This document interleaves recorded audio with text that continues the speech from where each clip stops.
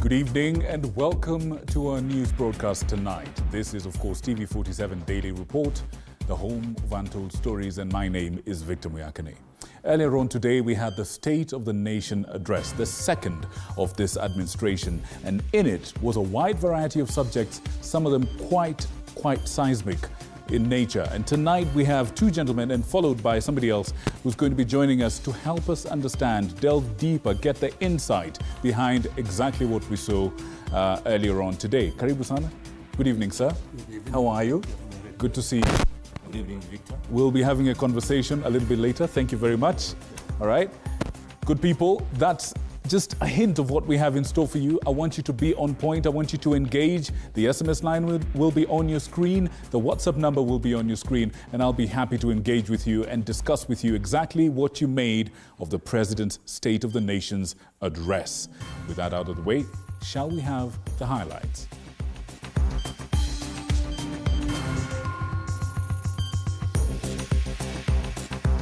Tonight, President Ruto directs the cancellation of Adani's deals. Procuring agencies within the Ministry of Transport and the Ministry of Energy and Petroleum immediately cancel the ongoing procurement process. President further directs the Ministry of Energy and Transport to look for alternatives in the JKIA expansion and Ketraco contracts. Also tonight, President Ruto says that the ambitious Social Health Authority plan is to benefit all Kenyans. NHIF served a few salaried Kenyans and those who could afford to pay. But Taifa Care covers every Kenyan. Plus, the President says the government is not involved in abductions and illegal detentions. Families of the affected challenged to report to IPOA and DCI. And former Deputy President Rigathi Gachagua now says that unmarked vehicles are trailing him.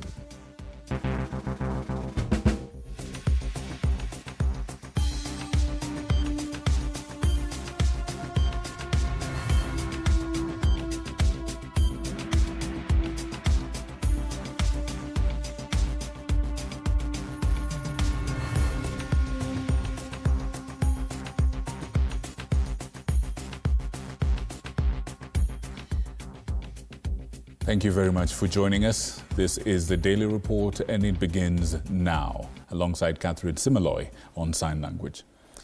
3.7 billion shillings owed to public, private and faith-based medical facilities will be disbursed tomorrow, President Ruto has said. During his State of the Nation address this afternoon, the President defended the Social Health Authority scheme, which he says is meant to benefit all Kenyans, regardless of their social class. Elizabeth Atieno with the details. Today marks 52 days since the launch of the Social Health Authority, a new scheme that has faced its fair share of challenges, with patients seeking health services being the worst hit. During his State of the Nation address, President William Ruto has acknowledged the challenges surrounding SHA, saying the government is committed to make the system work. Healthcare system has historically neglected the poor and vulnerable, leaving them without any option, while private sector medical covers remained out of reach for the majority. This is precisely what we will correct through the provision of universal health coverage. On the 19th of October 2023, President William Ruto signed the 4 health laws in a bid to enhance health service delivery among Kenyans. The Social Health Authority was then instituted to oversee 3 essential funds, that is, the Social Health Insurance Fund, Primary Health Care Fund, and the Emergency Chronic and Critical Illness Fund. President Ruto says these funds are instrumental in easing the financial burden incurred by Kenyans. Over the past month, we have disbursed Kenya shillings 5 billion to settle historical debts owed to the public, private, and faith-based medical facilities, some of which have been pending for over a decade. Another 3.7 billion will be disbursed tomorrow. The president has equally acknowledged the financial and human resource challenges faced by counties in providing healthcare. The Council of Governors earlier this week stated that SHA owed counties 9.1 billion Kenya shillings after remitting 3.8 billion Kenya shillings of the total 12.9 billion Kenya shillings debt it had as of May. Counties also owe KEMSA 3 billion Kenya shillings. It would have been easy for me to step back and leave this responsibility to counties alone. But that would have been a disservice to Kenyans and a betrayal to our constitution. According to President Ruto, the defunct NHIF accumulated billions of debt caused by misalignment between contributions and the true cost of care, hence the need for Kenyans to enroll into the new Social Health Authority. So far, only 15 million Kenyans have registered for SHA. Additionally, the president has stated that the Digital Health Act will revolutionize Kenya's health sector by enhancing transparency, tackling corruption, and reducing inefficiencies. Elizabeth Atieno, TV47. Furthermore, the president has cancelled the controversial multi-billion infrastructure deals with Indian firm Adani Group, citing credible evidence from investigative agencies and partner states. The president, who spoke during the annual State of the Nation address, directed the Ministry of Transport and Energy to seek alternative partners. The shocking move came after the United States, in a court in New York, issued a warrant of arrest for the Indian tycoon Gautam Adani for defrauding investors and public officials.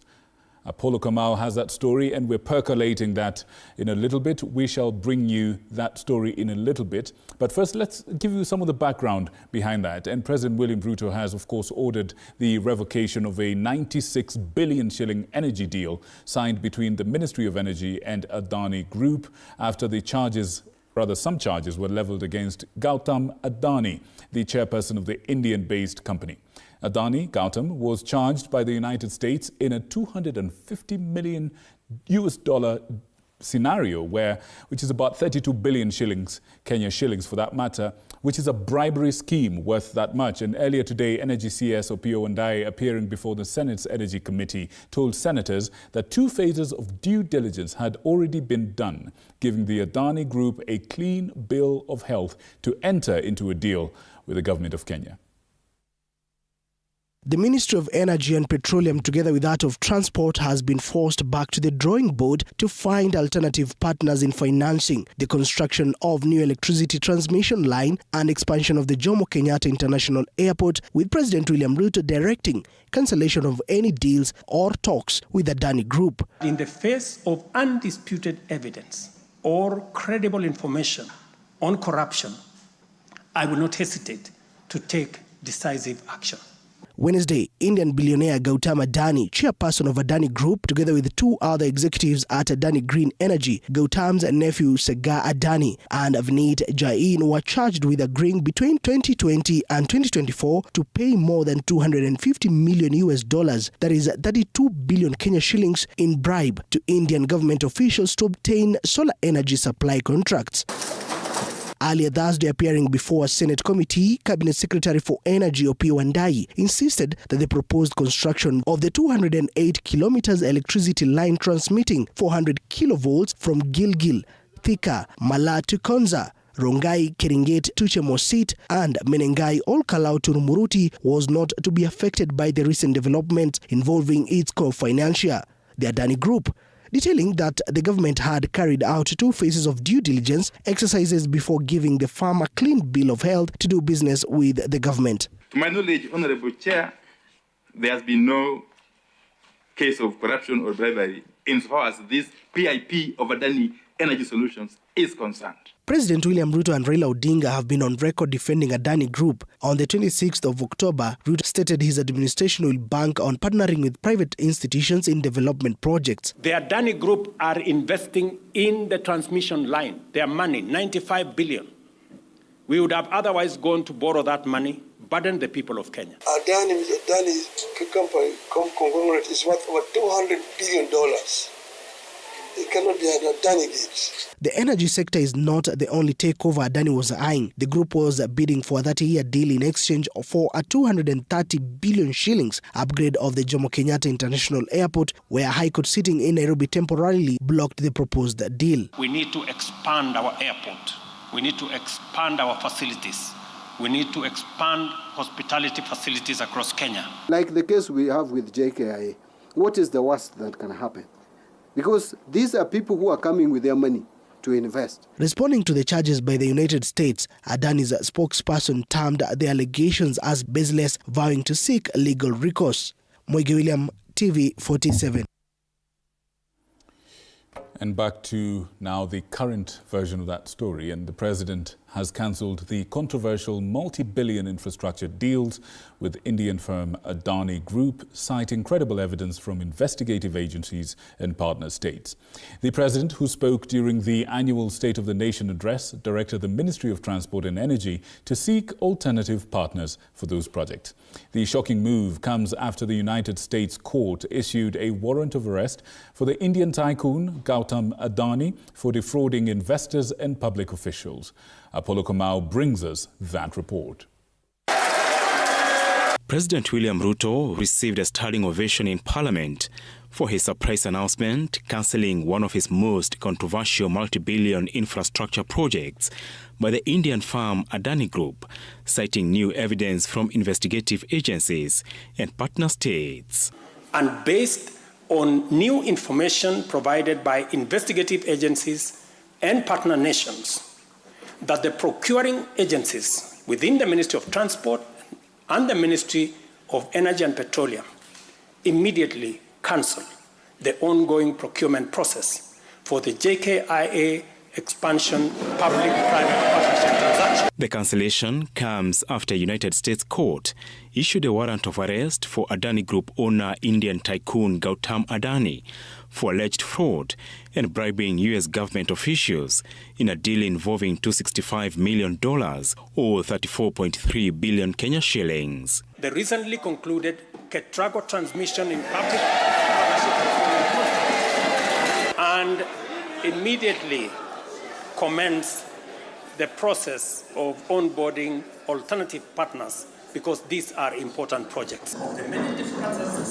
Immediately after the president's announcement, opposition leader Kalonzo Musyoka, in a statement, said the president's decision to cancel the JKIA Ketraco deal was not enough, as Adani is also involved in the Social Health Insurance Authority, now rebranded by the president to Taifa Care, telling the president to cancel the Adani deal in the health sector immediately. A section of MPs have also raised questions on the implication of the cancellation, saying Kenyans stand to lose money in the Ketraco deal, which they claim has already been signed, unlike the JKIA expansion deal, a claim National Treasury Cabinet Secretary John Badi has dismissed. The deal that was ongoing on the expansion of JKIA has been cancelled, and the other deal that is more dangerous and I think more painful to the people of Kenya, the Ketraco deal, because they had already entered into a contract. There must have been an exit clause in that contract, and that exit clause, whatever will be the fines that the government of Kenya will have to pay to the Adani Group, that is the money of the people of Kenya. It's a big loss, and these are losses that could and should have been avoided. On Ketraco, I may not have the full facts, but I think they have made some progress. So I need to find out and see if there may be any cost implication. But for the president to speak, he has done his duty, he has done his findings, he has all the facts. I don't think we are exposed in any way. The two deals that sparked public outrage between the government and Adani were the JKIA deal, worth 230 billion shillings, under the public-private partnership meant to modernize the airport, and the construction of power transmission lines under Ketraco with 96.6 billion shillings. By cancelling the Adani deals, President William Ruto has confirmed to Kenyans that he has been listening to their concerns. In a month, his leadership has come under intense scrutiny. Apollo Kamau, TV47 at Parliament Buildings. In other news, President William Ruto has strongly condemned abductions, unlawful arrests and extrajudicial killings witnessed in the country during the 2024 Gen Z-led anti-finance bill protests. And as our reporter Samira Mohammed tells us, President Ruto has maintained forced disappearances and abductions have no place in the country. 5 months after a series of the Gen Z-led anti-finance bill protests witnessed in the country. Today, President William Ruto broke his silence condemning the atrocities committed during the protests. I condemn any excessive or extrajudicial action which puts the life and liberty of any person at risk, including disappearances and threats to life. Speaking in Parliament during the State of the Nation address, President William Ruto emphasized the critical need to uphold the rule of law and allow citizens to peacefully protest and picket as stipulated in the 2010 Kenyan Constitution. We understand, therefore, that protests are always legitimate and permitted by the Constitution. Protests are conducted by citizens who are peaceful and unarmed. With the number of extrajudicial killings witnessed during the protest recorded at 61 for the first time, President Ruto has called out police officers for the excessive use of force against the peaceful protesters. It should not be possible for security officers to wound, maim, or even kill citizens and claim that they were engaging violent criminals. Criticizing the security agencies and officials, President Ruto condemned the rise in the number of cases of abduction and arbitrary arrests reported in the country during the Gen Z-led protests. These as the number of those missing recorded at 29, as 6 were found dead. Numerous allegations have been made concerning disappearance of people during protests. A good number of alleged disappearances have also turned out to be arrests made by police officers. In such cases, the suspects have been duly arraigned in court. Ruto further urged Kenyans with the information of cases of human rights violation, including extrajudicial killing, arbitrary arrests and abductions suspected to be carried out by police officers, to immediately report to the Directorate of Criminal Investigations and the Independent Police Oversight Authority to ensure they take responsibility of their action and justice is served to the affected. I urge all Kenyans with information about such cases to forward the information to the Directorate of Criminal Investigation and to IPOA, where they suspect members of the police service to be implicated. Samira Mohammed for TV47, Nairobi. President William Ruto has highlighted the growth of the economy as his golden achievement in his tenure so far. Despite lamentations by Kenyans on the prevailing macroeconomic issues, the president says that the economy of the household will catch up with the stellar performance of the country in the books, and that times will get worse before they get better. The Kenya Kwanza agenda is still keen on subsidized production rather than consumption, with the agricultural sector taking center stage as the main avenue for state growth.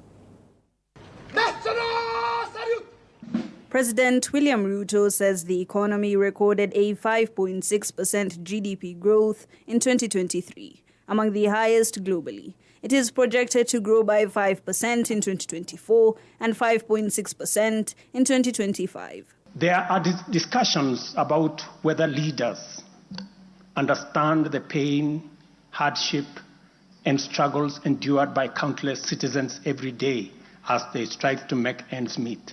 The president highlighted the improving fiscal tides and a robust set of policy shifts. Among the many aspects highlighted by the head of state as the driving changes of good economic fortune includes the availing of subsidized top-layer fertilizer, amping the country up with 47 million bags of maize in storage from the last season, 8.8 million bags of beans, 10.4 million bags of wheat, and 2.1 million bags of rice, as the country boasts of fertilizer already stored in readiness for the next planting season. Since February, we have distributed subsidized fertilizer to 6.45 million registered farmers in 45 counties, enabling them to increase their yields. And this year, we have procured and through e-vouchers distributed 7 million bags of both planting and top dressing fertilizer to boost food production across the country. The sugar sector has turned its tides as well, now ready to delve into the exportation with 4 new factories underway. This as the coffee sector comes under the care, it seems, of the president, formerly under the ousted Deputy President Rigathi Gachagua's docket, with Dr. Ruto now pledging its growth of exportation to 150,000 bags by 2027. For the first time in recent history, Kenya is producing enough sugar to meet our local demand. This success is attributed to many factors. The Treasury has also been served a deadline, now expected to present an e-procurement system by January of next year, after a 10-year delay. Hibak Said for TV47. In other news, once again, President William Ruto has announced the launch of the sale of 4,888 housing units, now in completion across 21 social housing projects. In his State of the Nation address in Parliament today, the head of state called on anyone above the age of 18 to take advantage of the affordable housing program. George Maringa tells us more.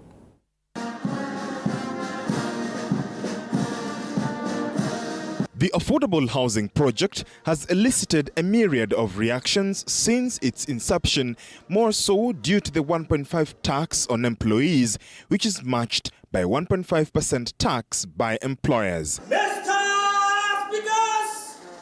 In his third State of the Nation address, President Ruto announced the launch of the sale of 4,888 housing units, now in completion, across 21 social housing projects. These units, comprising studios, 1-bedroom, 2-bedroom, and 3-bedroom homes, are tailored to meet the needs of our people, offering 1,041 social housing units, 2,133 affordable housing units, and 1,714 affordable middle-class. The affordable housing program is among the projects that the Kenya Kwanza government is baying for its success, and the president now wants anyone above the age of 18 years to purchase the said houses. Guided by our principle of fairness, one ID, one house, every eligible Kenyan is encouraged to express interest, visit these developments, view the show houses, and engage with on-site staff. He did not stop there. He sought to address the allocation question. The allocation process will be transparent and equitable, ensuring that every qualified applicant has an equal opportunity to own a home. For a program that has received criticism in equal measure, President William Ruto was quick to enumerate that there will be fairness and equity in the allocation process of the affordable houses. George Maringa, TV47, Parliament, Nairobi. And still on that, which is our top story tonight, President William Ruto has vowed to fight corruption in his regime, putting stringent measures which will include digital procurement processes as a way of combating corruption. He urged independent institutions responsible for combating graft to intensify their efforts, while at the same time expressing frustration with a delay by Parliament in passing the Conflict of Interest Bill.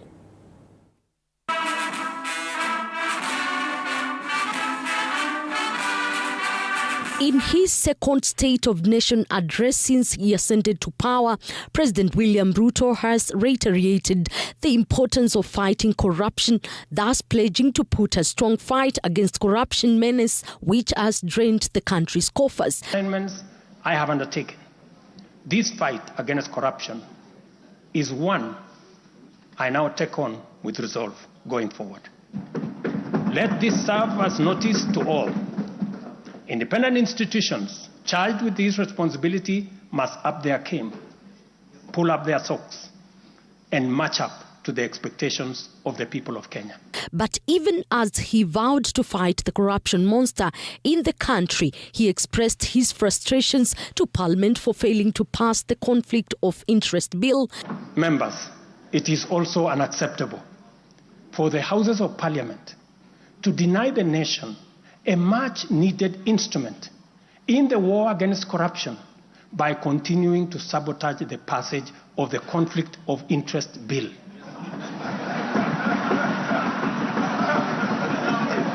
The delay in the Conflict of Interest Bill is occasioned by standoff between the National Assembly and Senate. The National Assembly rejected the Senate's amendments, accusing them of diluting critical provisions in the legislation. We are in very privileged positions.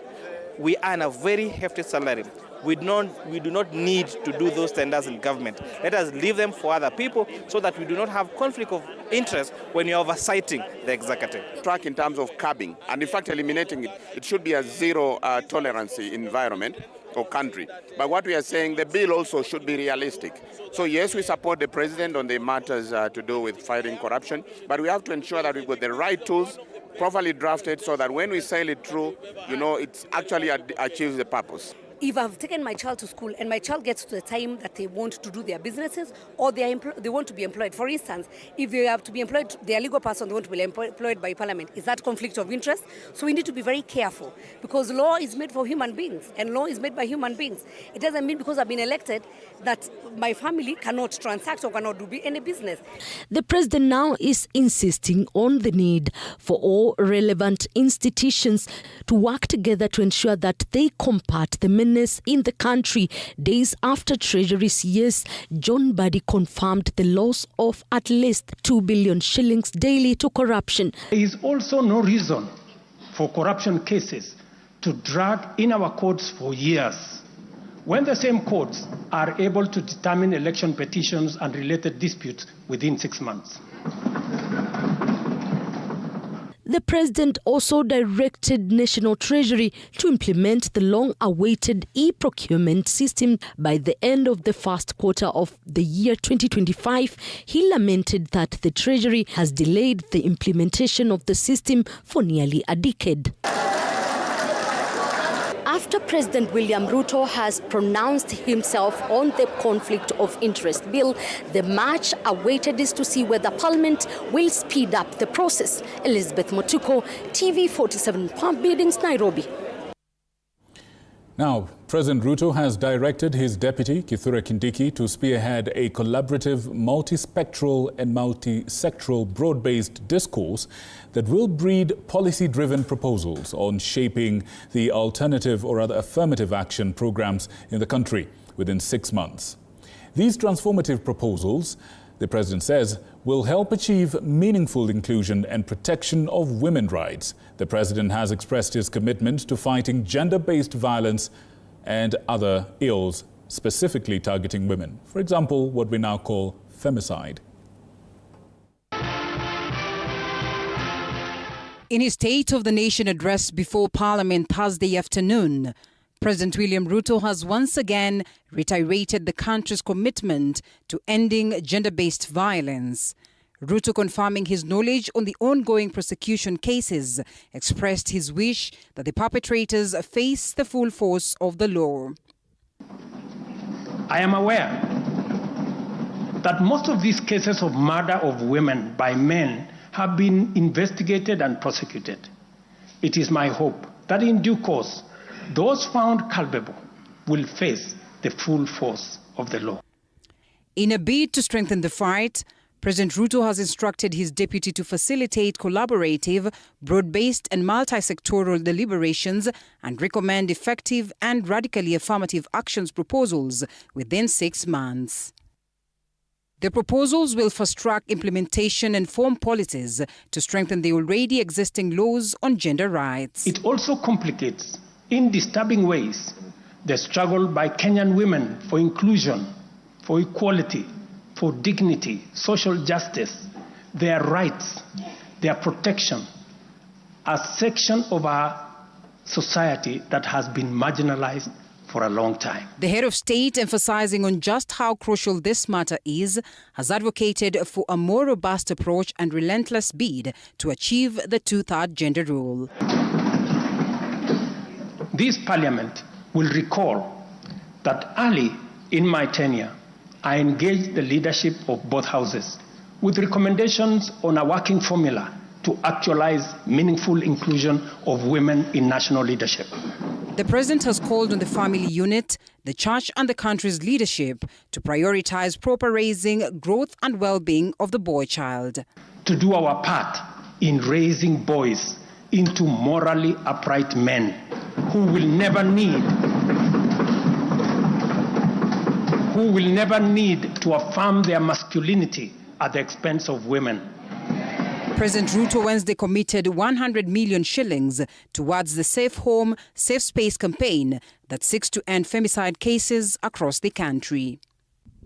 For TV47, I'm Linda Alela. We've had quite a lot of stories. We probably need a couple of minutes to digest all of that. We'll be right back after these messages. And please note, we have our full panel in studio tonight. Guests of varying degrees of insight and experience who are here to help us delve deeper into the issues that were brought up by the speech of the president during the State of the Nation address. All that and so much more after the break. We'll be right back.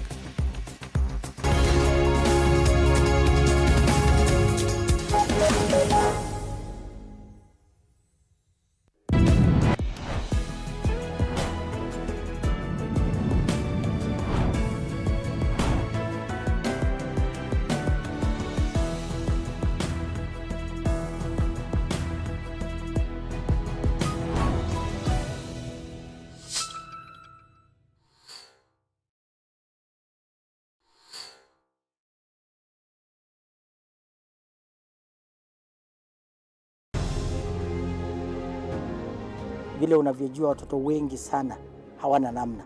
Mimi ningependelea watoto wasome. I'm here to stress on education. At the same time, let us actually do any kind of sport that we are doing. Sport speaks the best language to everybody. Tunataka tutafute talents. Zile raw talents kutoka kule nyumbani mashinani mahali tuko leo. Hizi mbio za Chepsaita, like all other sports, zinaleta watu pamoja. We want to use this event to uplift the lives of the community. Anafurahia hii mchezo sana. Hata sikaange naambianga watu tuende Chepsaita. Wanafunzi wakimbie ili wakuze talanta ya mbio ama kuhimiza tena elimu. This is the place to be. Hapa ndipo mahali wanastahili kuwa tarehe 7. Wale watoto walikimbia last year wamekimbia mpaka wamefuka mipaka zetu za Kenya.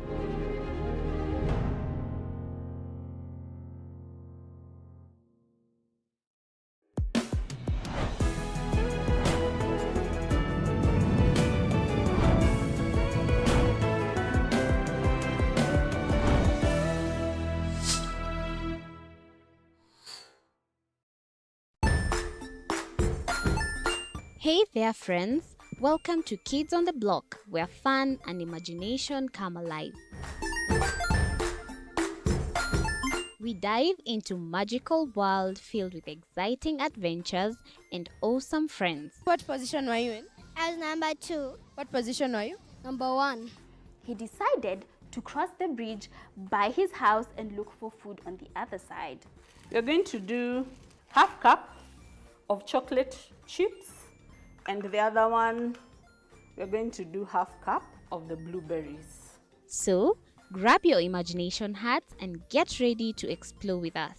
Join us every Saturday at 9 a.m. for new friends, amazing stories, and tons of laughter.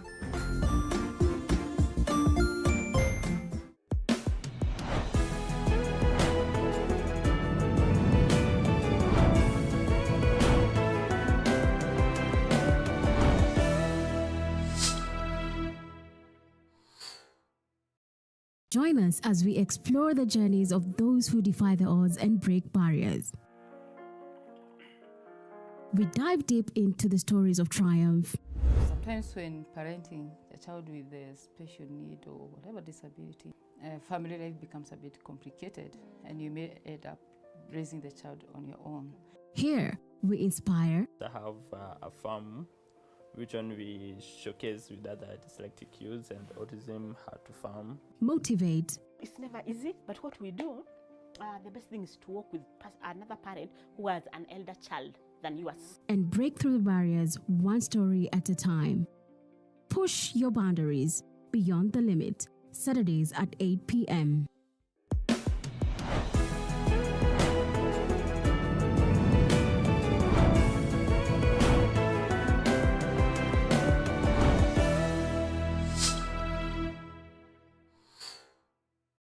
The Grind, where business meets brilliance. It's not just about the ideas. I was working as a shampoo boy.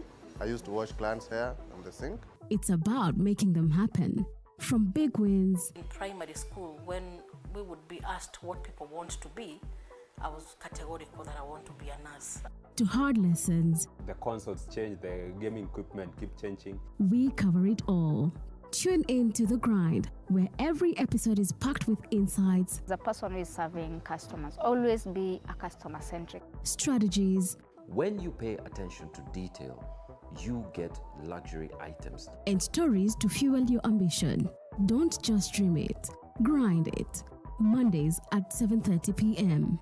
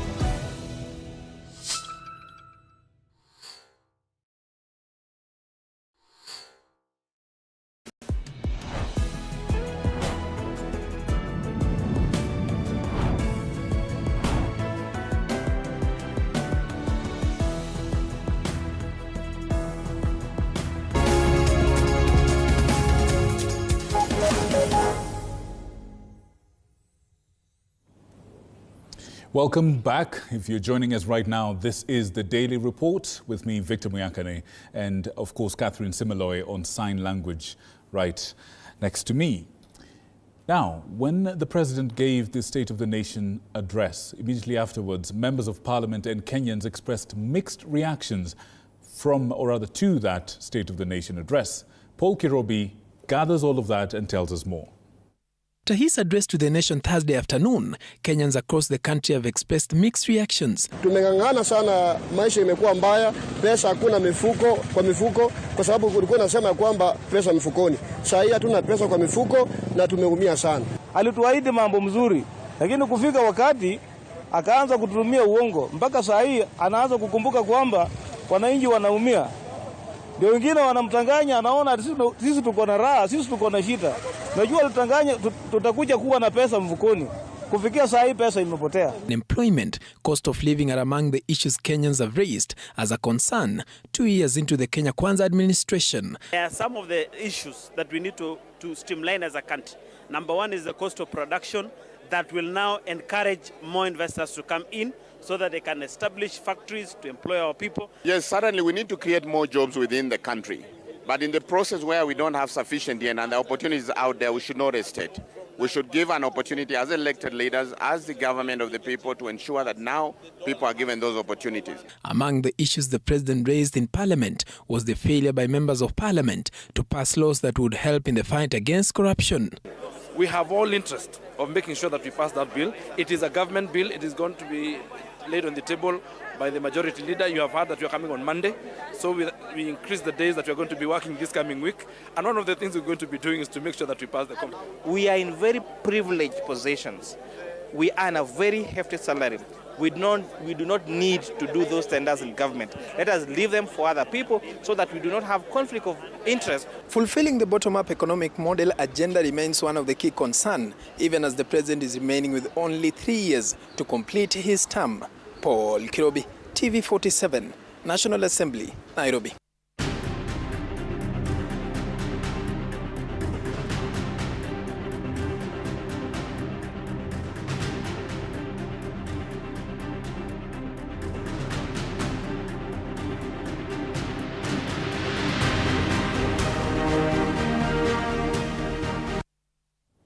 Now, for a moment, putting aside the matters of the State of the Nation address and on to other matters of somewhat political nature, former Deputy President Rigathi Gachagua now says that there are unmarked vehicles that have been trailing him in the last few days. In a post on his social media platform, Gachagua revealed that security agents in unmarked vehicles have been trailing him, with reports of their presence near his homes in both Nairobi and Nyeri. Former Deputy President Rigathi Gachagua now says that unmarked vehicles have been trailing him in the last few days. In a statement on his social media, Gachagua expressed concerns about his safety, alleging that security personnel are monitoring his movements for unknown reasons. Gachagua further detailed an incident where a saloon car parked outside his residence followed him to PCEA Kerarapon Church last Sunday. Upon checking the vehicle, however, he says that the vehicle's registration number on the NTSA website discovered that it was registered as a lorry, not a saloon car after all. He likened this surveillance and intimidation to tactics used during the infamous Special Branch era under Moi's 24-year rule.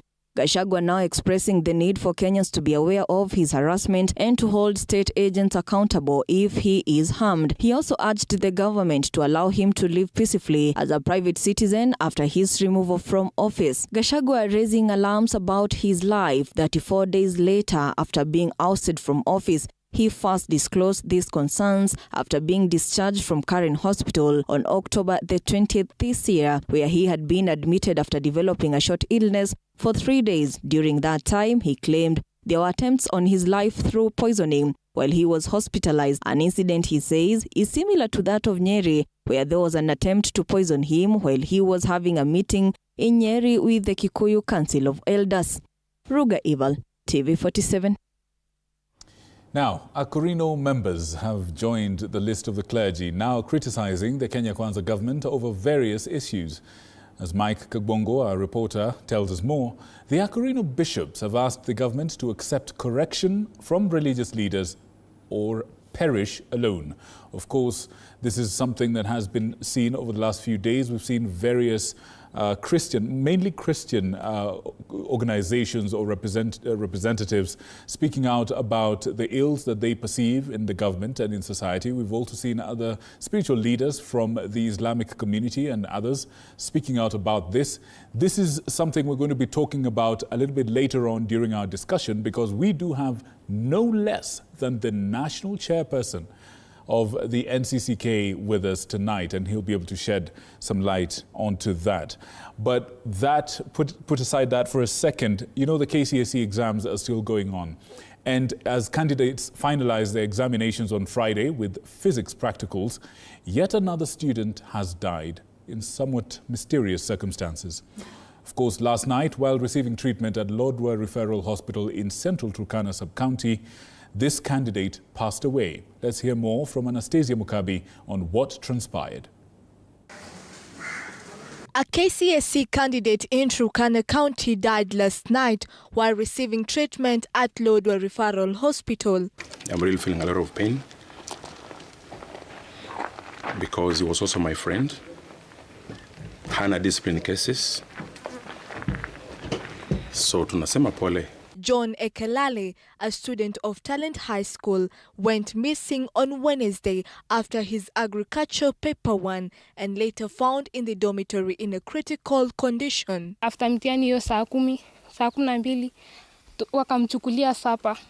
Boys wenzake wakamchukulia sapa, wakapeleka huko kwa dormitory.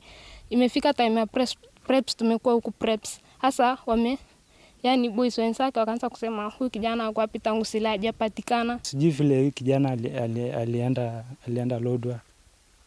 Asikia wenzetu wale walikuwa wanafanyia mtihani nje. Wakisema walikutana na huyo kijana akikuwa huko nje. Akikuja. Sasa vile alikuwa anakuja wakamuuliza ulikuwa kamuuliza umetoka wapi, akasema yeye alikuwa ametoka town anaelekea shule. The deceased family was agitated with the school management for failing to inform them on their son's death. Iko mimi iko kwa machori saa hii iko hapa. Sasa sijui ni shida. Mwalimu haya shule sijui ako hapi. Kwa nini hakuna bema itaangalimake hakuna ripoti.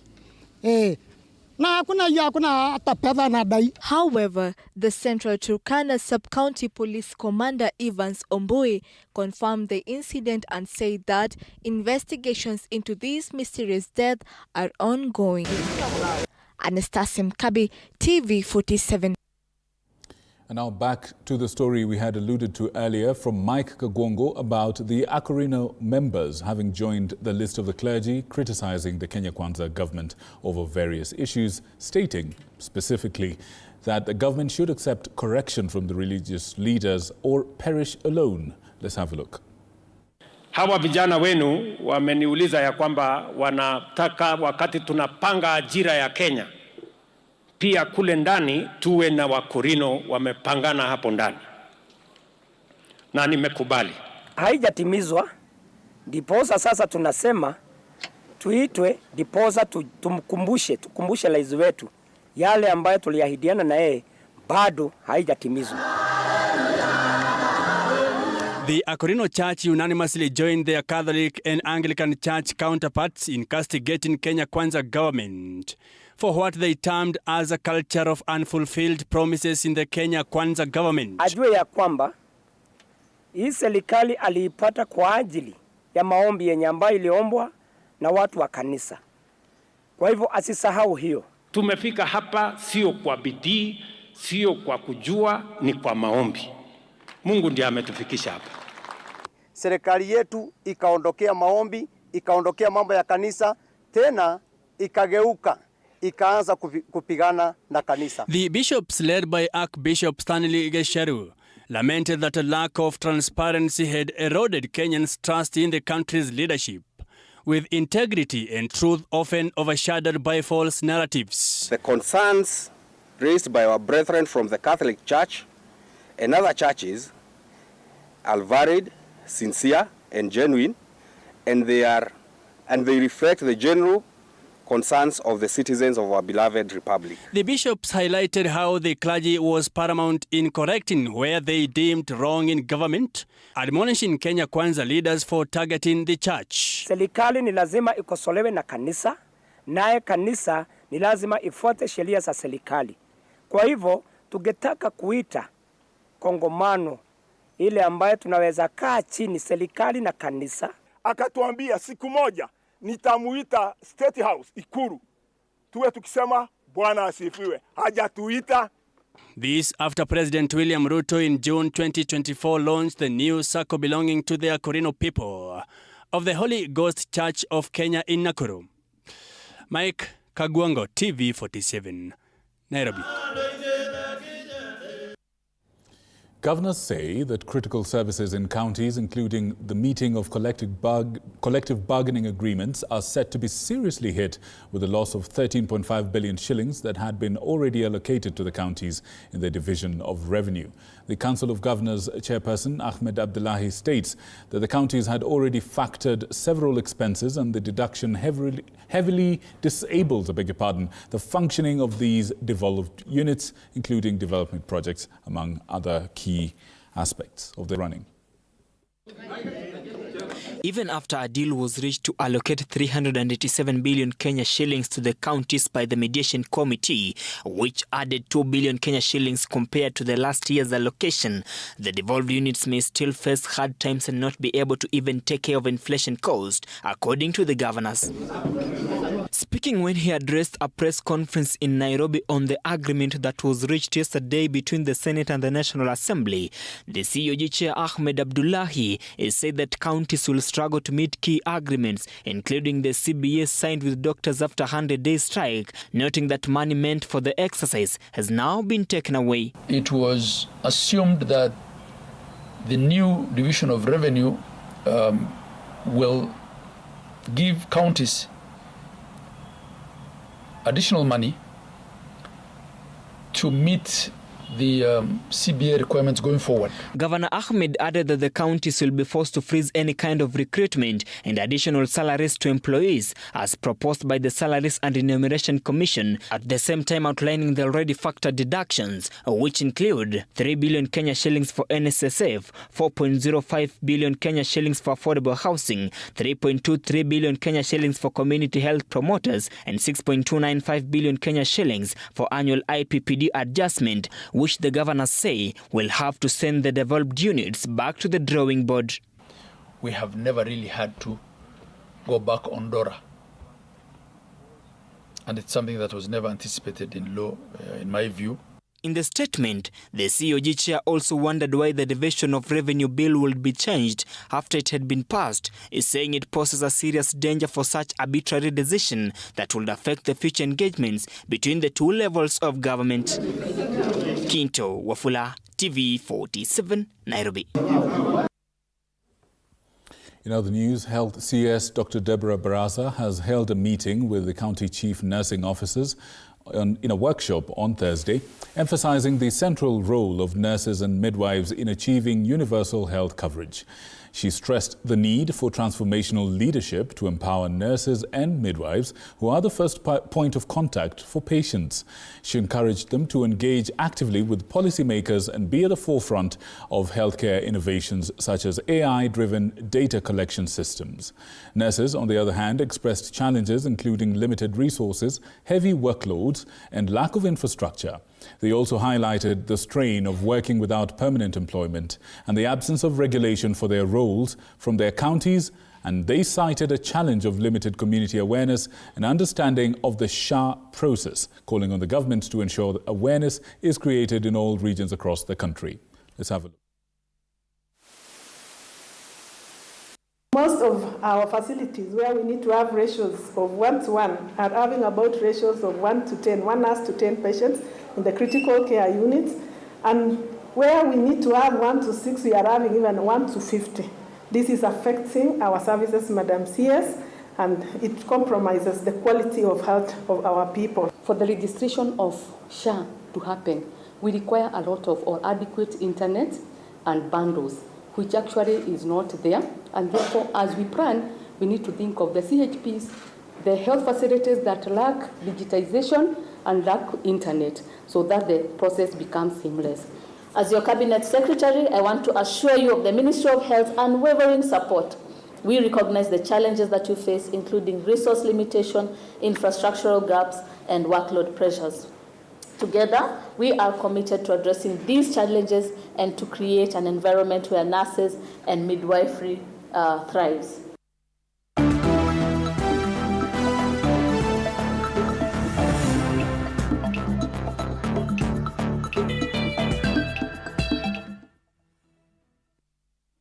Now time for some business news. Inam Group has posted a profit before tax increase of 24% from 11.4 billion shillings to 14.1 billion year on year. The profit jump was pushed up by a 20% operating revenue growth, while operating profits increased by 24% to 18.9 billion. Net interest income rose by 37%, while loan losses actually dropped by, loan provision increased by 0.9 billion shillings from 4.6 billion to about 5.5 billion. Other operating expenses rose by 16%, which the group actually attributes to investments in technology, staff costs, and as well as branch expansion in different subsidiaries.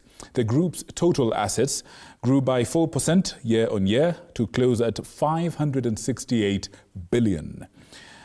Let's have a look at what this actually means to the customers, with the customer deposit, of course, increasing by 3% to about 414 billion shillings.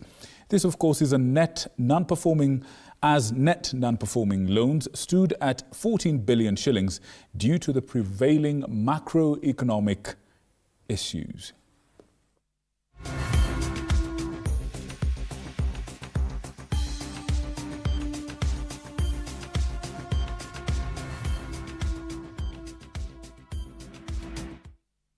And yet another piece on financial institution information.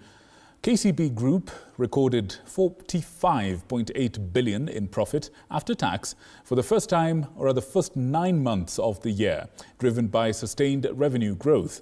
This was a 49% growth from 30.7 billion posted in a similar period last year. Revenues increased by 22% to 142.9 billion, bolstered by both funded and non-funded lines across the subsidiaries. The contribution by subsidiaries outside Kenya improved during the period, closing at 36.6% in profit after tax and 34% in total assets. Group Chief Executive Officer Paul Ruto says that despite the tough economic times, the bank grew its balance sheet's total assets to 2.0 trillion shillings, on the back of stable customer deposits growth, which closed the period at 1.5 trillion. Net loans and advances ticked up quarter on quarter to 1.1 trillion, benefiting from growth in retail sector lending. Income, of course, was up 22% with a strong show on both funded and unfunded income lines. Net interest income, grew by 24%, supported by improved yields and increased lending to key segments.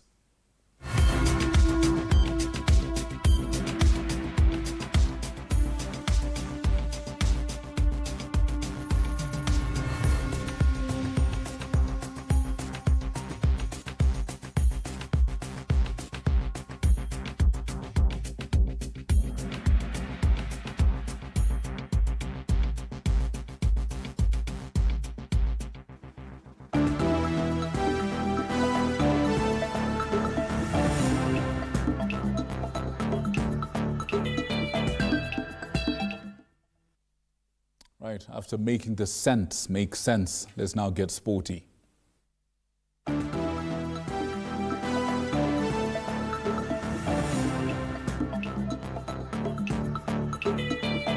Sports news brought to you by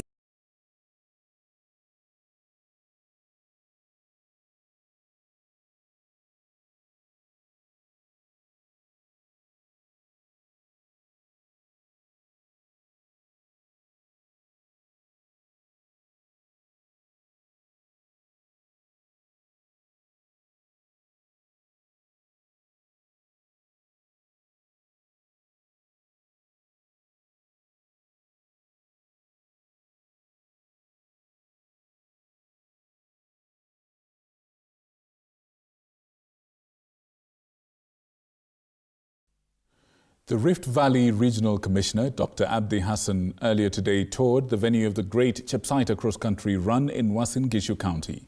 The second edition of the race will be held at the Chepsaita Secondary School, and the security assessment of the area is ongoing. Over 10,000 local and international athletes are expected to participate in the event aimed at raising funds for scholarships. Runners will take part in 10 categories for boys and girls, teenagers, professionals and seniors.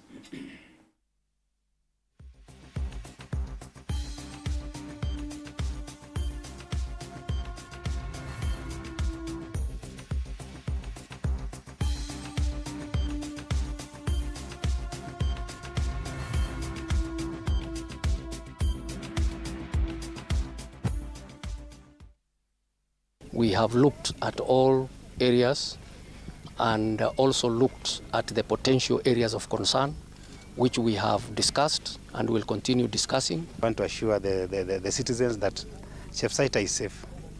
Chepsaita is safe, and you can see the presence is an assurance that it's safe. And two, we welcome all the children, we welcome all the old men that have registered. Ikiwa tutakuwa tunafanya hii kila mwaka, itainua jamii kwa hali ya uchumi wao na hali ya kusomesha watoto watapata kwa ile hali ya urahisi sana. The national men's football team head coach Engin Firat will no longer receive his paycheck starting December this year. This is according to the sports CS Kipchumba Murkomen, who revealed that Firat's contract was pegged to Kenya's qualification to the 2025 Africa Cup of Nations. Harambee Stars failed to progress to the continental competition, and the squad snuck back into the country without Firat, who claims that he will be back next month ahead of the 2025 Chan tournament. Meanwhile, the top flight league high-octane match between AFC Leopards and Gor Mahia has been postponed for a lack of a stadium. That in the agreement of FKF with the coach was that if he doesn't qualify for the Africa Cup of Nations, that relationship is disengaged. And since we were the ones who are funding as a ministry, we will, upon the period being attained and the circumstances that have befallen the coach as a result of that first failing to qualify, of course, rather obvious that we will implement that section of the law, and we will not remit any further resources beyond the period that was agreed.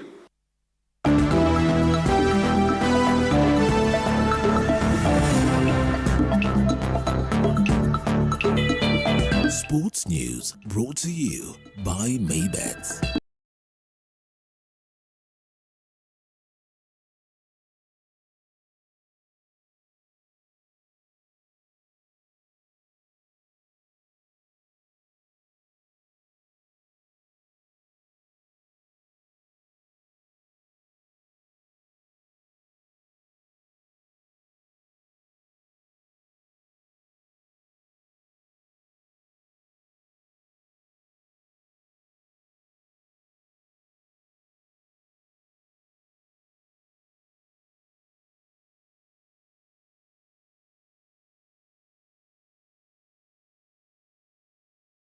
Right, thank you for following our news and choosing us to inform you this evening.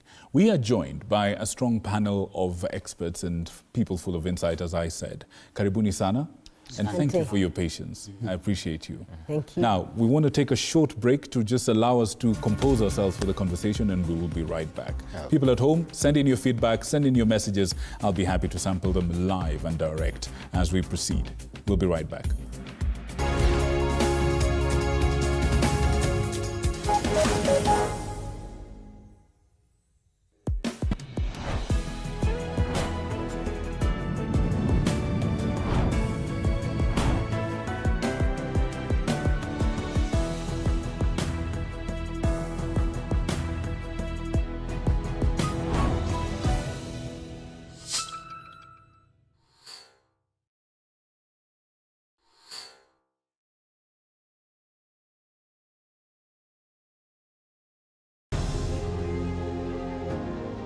Vile unavyojua watoto wengi sana hawana namna.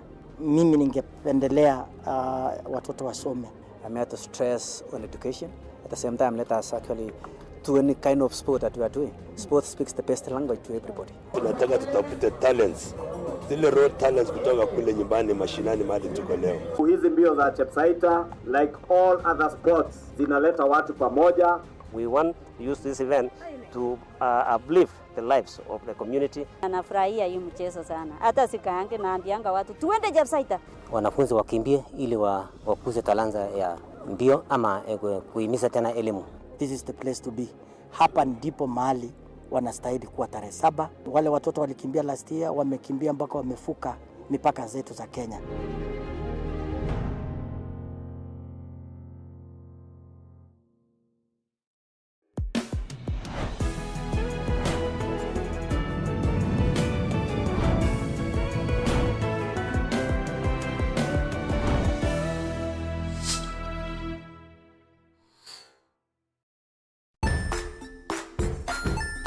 Hey there friends, welcome to Kids on the Block, where fun and imagination come alive. We dive into magical world filled with exciting adventures and awesome friends. What position were you in? I was number 2. What position were you? Number 1. He decided to cross the bridge, buy his house, and look for food on the other side. We're going to do half cup of chocolate chips, and the other one, we're going to do half cup of the blueberries. So, grab your imagination hats and get ready to explore with us. Join us every Saturday at 9 a.m. for new friends, amazing stories, and tons of laughter.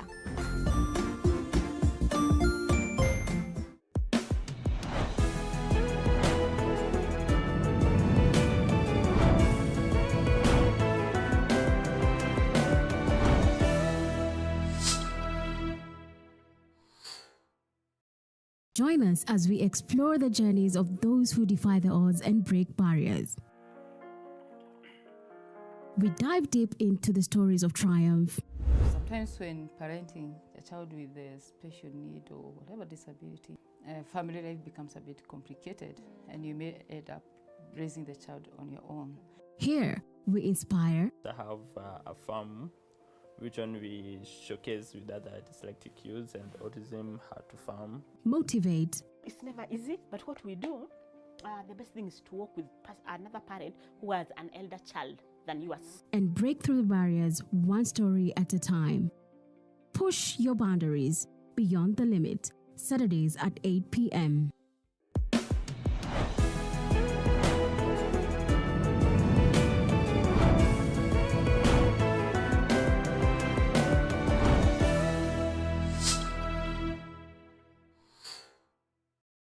The Grind, where business meets brilliance. It's not just about the ideas. I was working as a shampoo boy.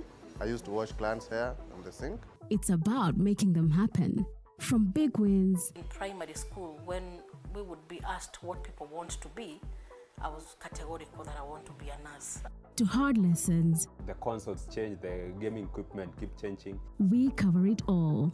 Tune in to The Grind, where every episode is packed with insights. The person who is serving customers, always be a customer-centric. Strategies. When you pay attention to detail, you get luxury items. And stories to fuel your ambition. Don't just dream it, grind it. Mondays at 7:30 p.m.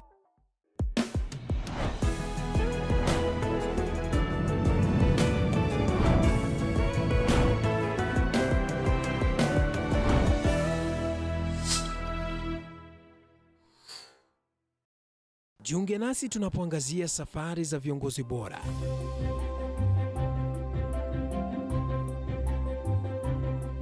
Kutoka kwa ushindi mkubwa hadi masomo magumu. Wakati wetu kwamba wasichana si wa kusoma, ni wa kuolewa, ng'ombe ipatikane, wazazi wakuwa watajiri. Tunashughulikia yote.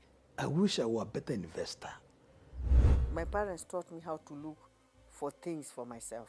Tazama Mfahamu Kiongozi, ambapo kila kipindi kimejaa maarifa, mikakati na hadithi za kukuza azma yako. For me to succeed, I have to fight. Kila Alhamisi saa 1:30.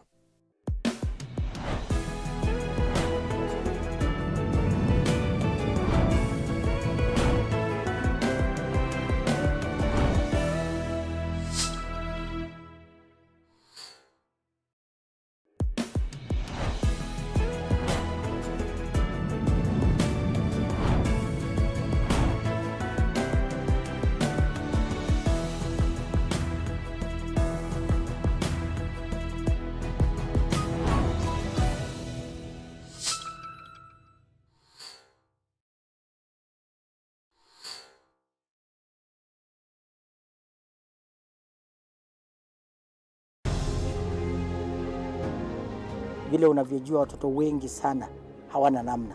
Mimi ningependelea watoto wasome. I met the stress on education. At the same time, let us actually do any kind of sport that we are doing. Sport speaks the best language to everybody. Tunataka tutafute talents. Zile raw talents kutoka kule nyumbani mashinani mahali tuko leo. Hizi mbio za Chepsaita, like all other sports, zinaleta watu pamoja. We want to use this event to uplift the lives of the community. Anafurahia hii mchezo sana. Hata sikaange naambianga watu tuende Chepsaita. Wanafunzi wakimbie ili wakuze talanta ya mbio ama kuhimiza tena elimu. This is the place to be. Hapa ndipo mahali wanastahili kuwa tarehe 7. Wale watoto walikimbia last year wamekimbia mpaka wamefuka mipaka zetu za Kenya.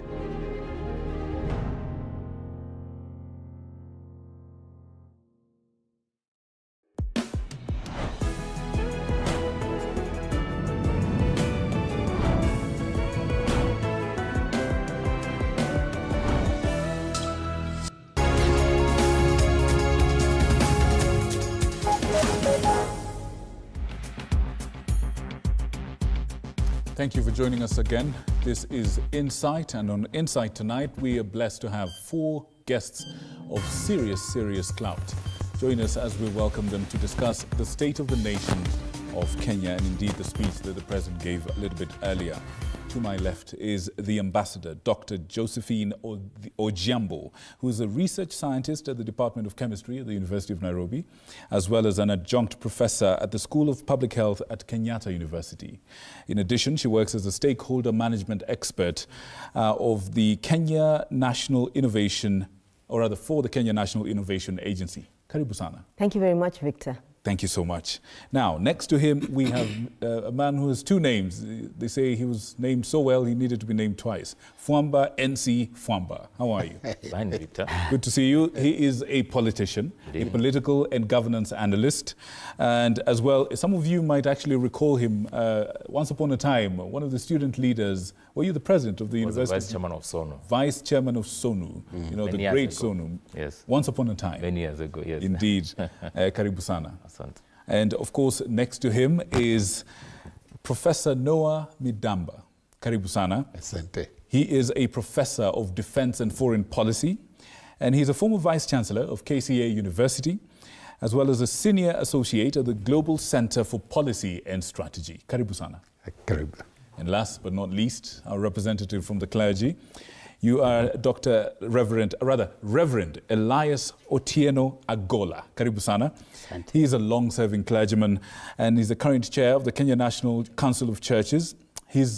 You've known him on our channel. He's outspoken over issues in the society, issues of governance as well as leadership. He wears many hats, but today he's here to speak about the state of the nation. Karibu sana. Asante sana, Victor. Thank you very much. And with that, shall we begin?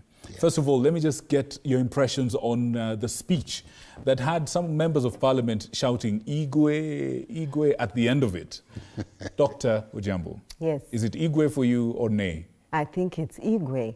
Definitely the president's 3rd address on the state of the nation caught many by surprise, in fact pulled the rug from under the feet of many of his critics. I want to say what really I saw that I would call remarkable was a response from the women in parliament when he spoke about the issues of toxic masculinity. That's right. Around the issues of gender-based violence and his interventions, or the government's interventions, towards addressing violence. And those stood out for you? Those stood out, and for the women in the house, they got to their feet and shouted, Igwe. We felt that presence. Yes. Thank you. We'll come back to that in a bit. Yes. What about you, Fwamba? What stood out for you? President William Ruto, first of all, pointed out that he expressed empathy for Kenyans who are struggling. But again, he also gave hope that our worst days are behind, days are getting better, and the future is very bright, based on the facts and figures that he gave in his speech. All right. And again, something that is so critical is that if you are corrupt, you are on your own. And that's the space that is supposed to be watched for the coming 6 months like he promised.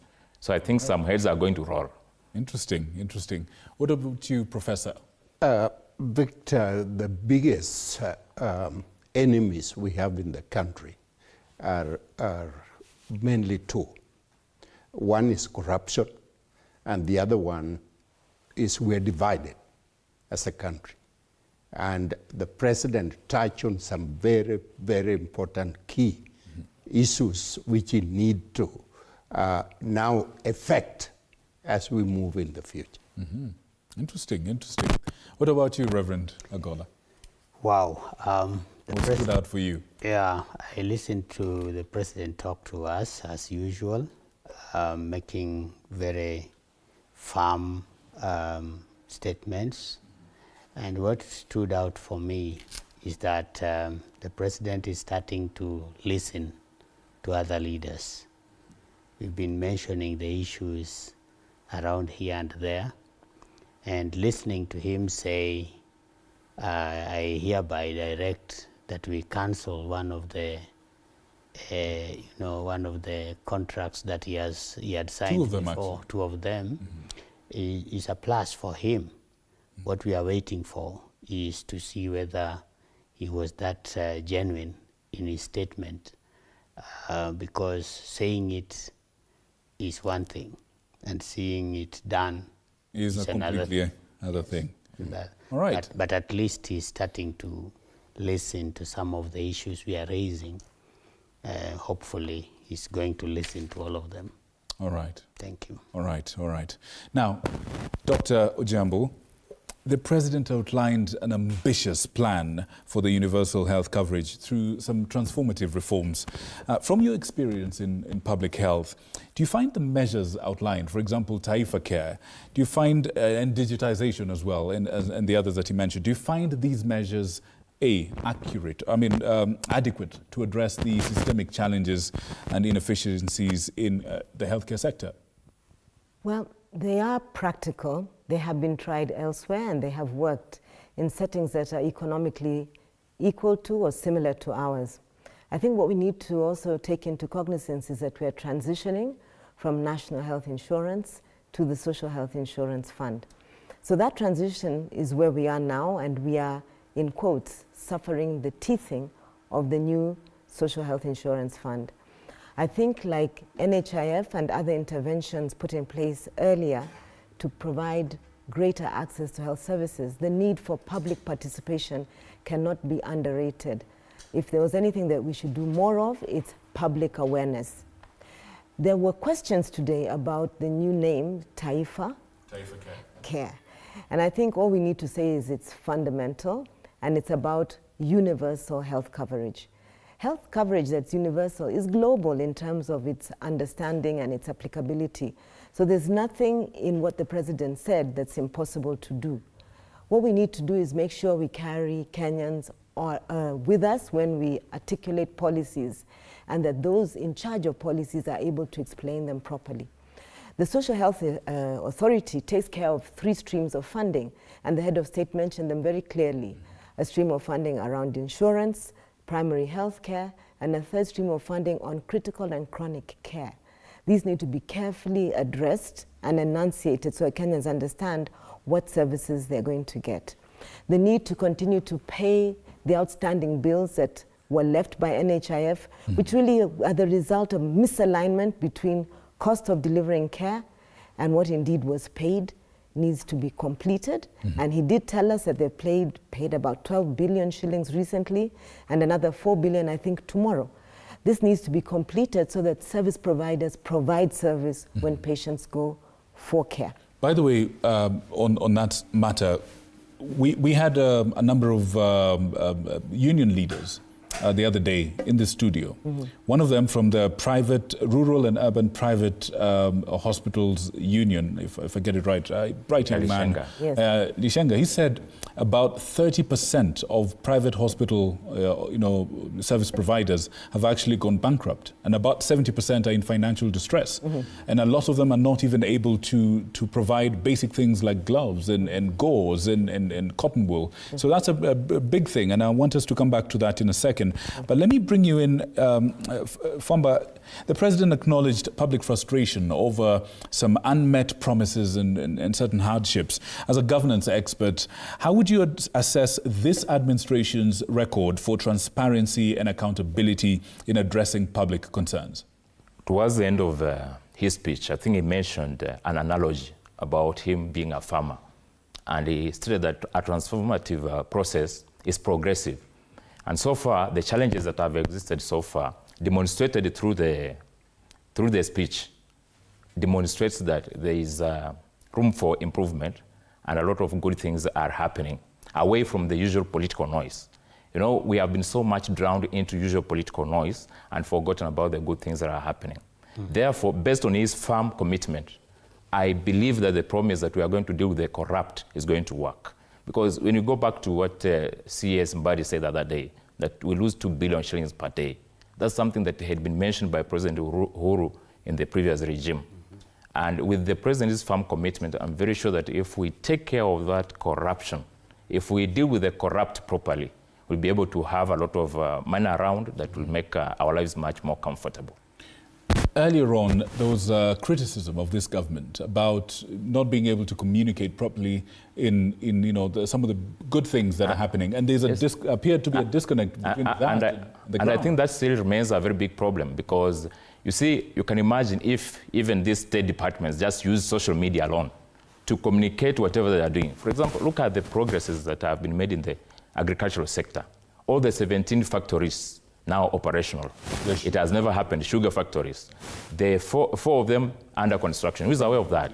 Because the ministry has not communicated that for the first time. Does the president have to go and communicate everything that is happening in every state department or in every ministry? No.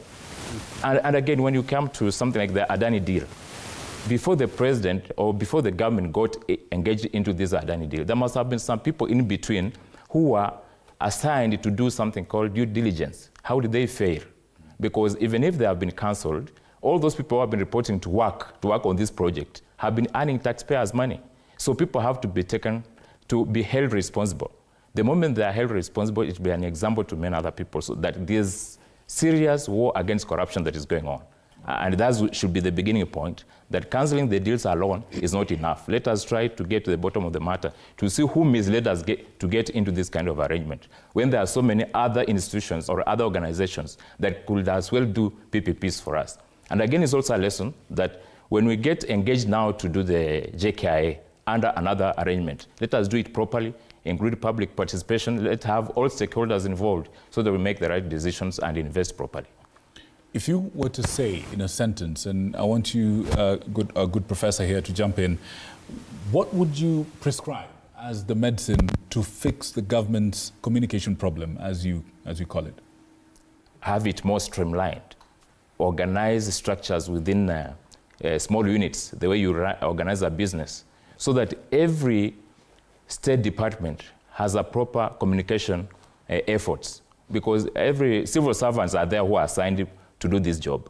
But when you go to social media, that is modern form of communication everywhere. You cannot see that being communicated. Look at the progress that has been made through trying to seal corruption loopholes in digitization.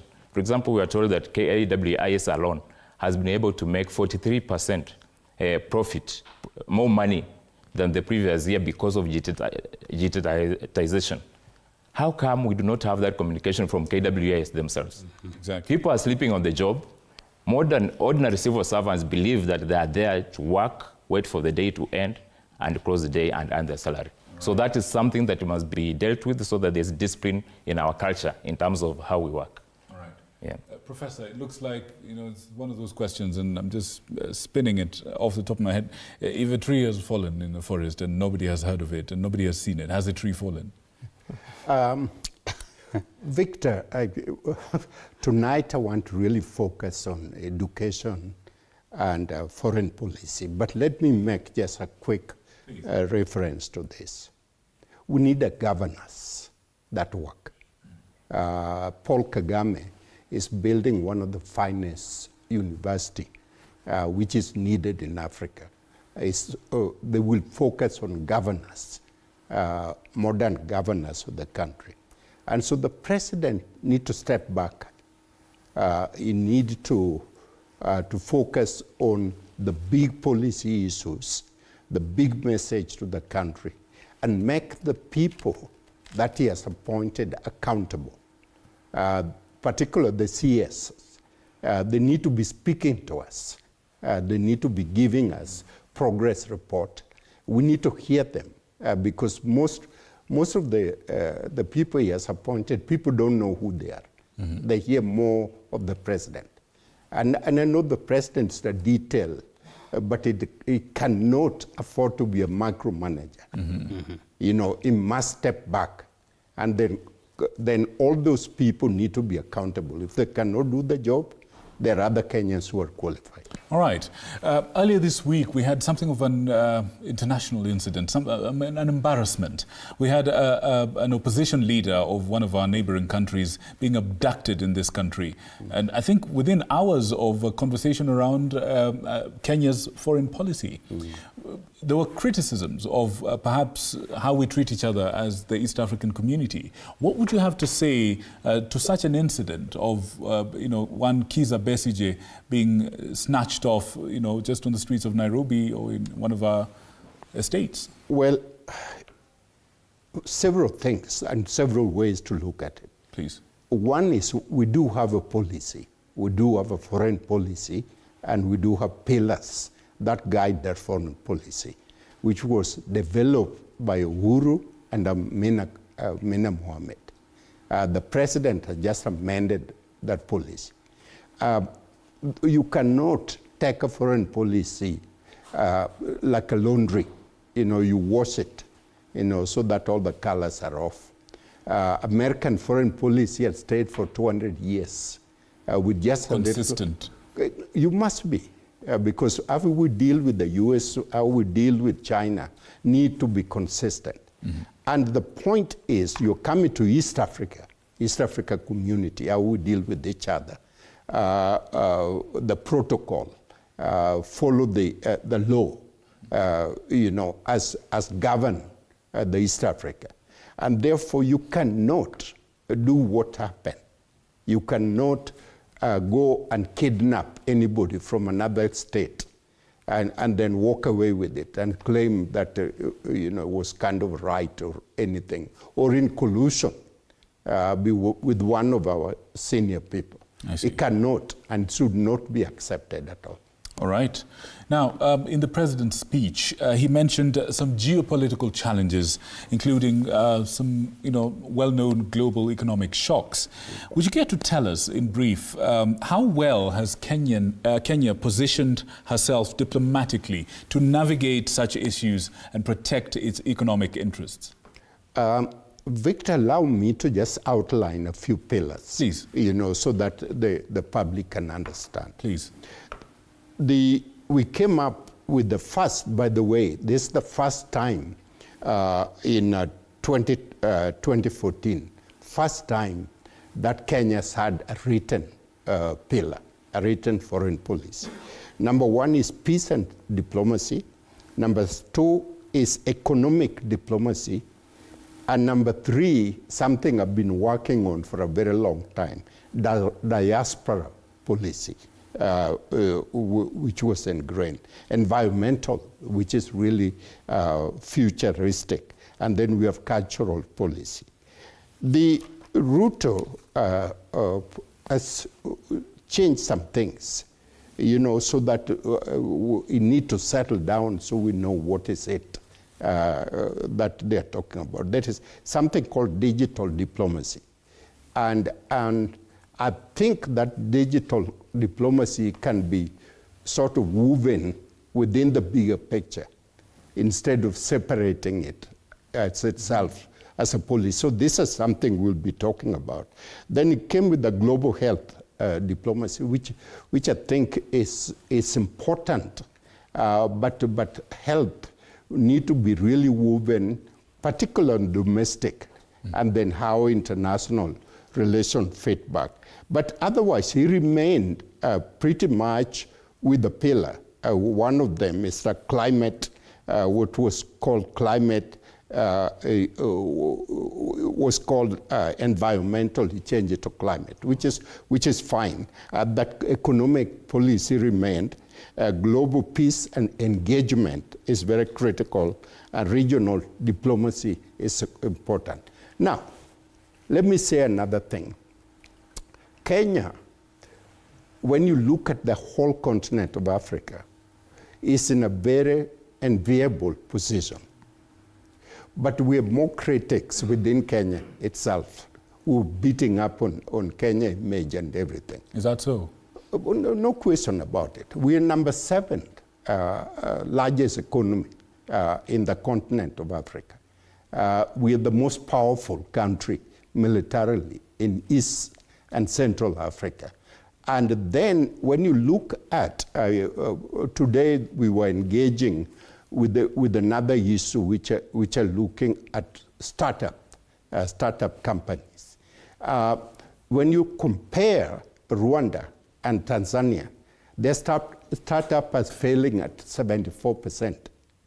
Kenya is failing at 24%. You know, the hubs that we have, incubation hub you have in Nairobi, the coffee, you see that in Nairobi. Kenyans are ready to step forward and create those hubs. The reason is government people will not provide resources for employment for everybody. But the private sector, if we boost the private sector, we will be toward where Singapore is and where South Korea is. All right. That's the That's goal. a goal. That's a target. No, we need to be. All right. We're talking about Vision 2030. Now, what is that Vision 2030? And 2030 is not too far away. No, it's not too far. Now, you've laid down some knowledge on us. I want our people to digest that for a second, and we'll be right back after this short break. And there's a gentleman who we need to hear from, the representative of the National Council of Churches, the Reverend Agola. Karibu sana, and please, we'll be right back.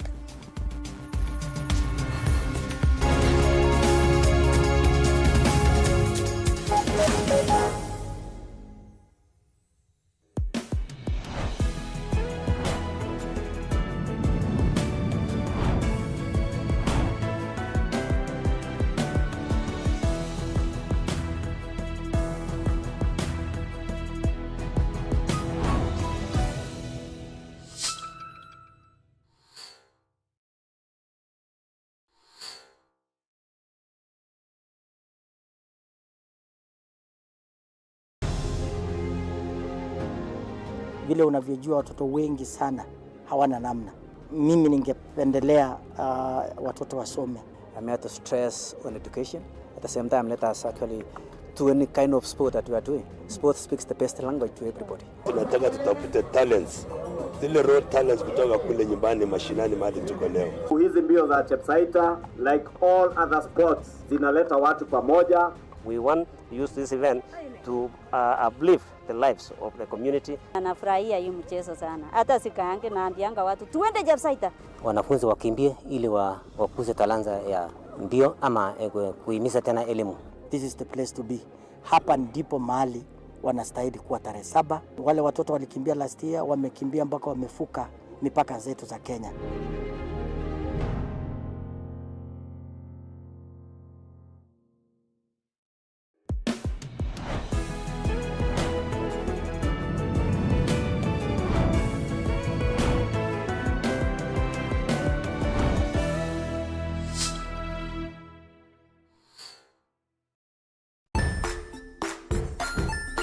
Hey there friends, welcome to Kids on the Block, where fun and imagination come alive.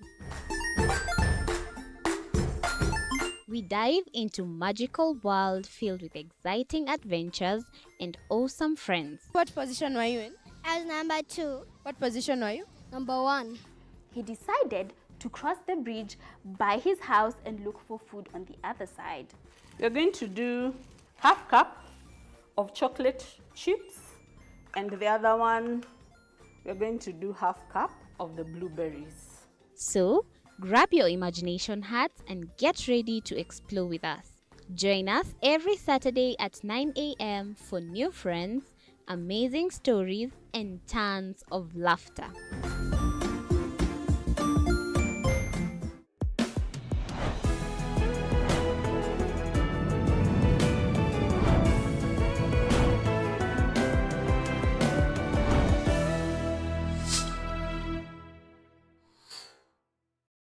Join us as we explore the journeys of those who defy the odds and break barriers.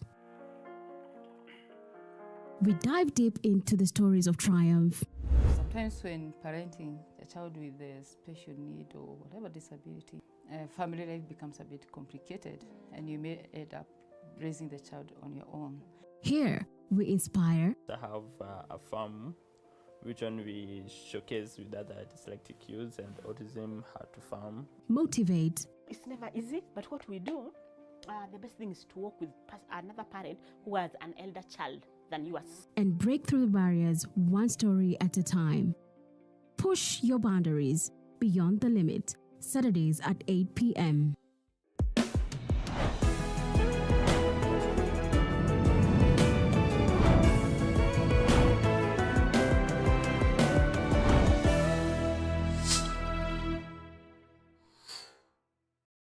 Grind, where business meets brilliance. It's not just about the ideas. I was working as a shampoo boy. I used to wash clients' hair on the sink. It's about making them happen. From big wins. In primary school, when we would be asked what people want to be, I was categorical that I want to be a nurse. To hard lessons. The consoles change, the gaming equipment keep changing. We cover it all. Tune in to The Grind, where every episode is packed with insights. The person who is serving customers, always be a customer-centric. Strategies. When you pay attention to detail, you get luxury items. And stories to fuel your ambition. Don't just dream it, grind it. Mondays at 7:30 p.m.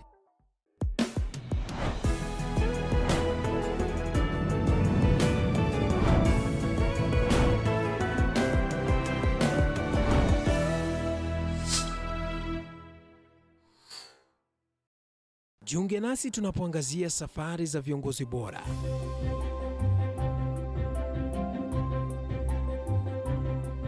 Kutoka kwa ushindi mkubwa hadi masomo magumu. Wakati wetu kwamba wasichana si wa kusoma, ni wa kuolewa, ng'ombe ipatikane, wazazi wakuwe watajiri. Tunashughulikia yote.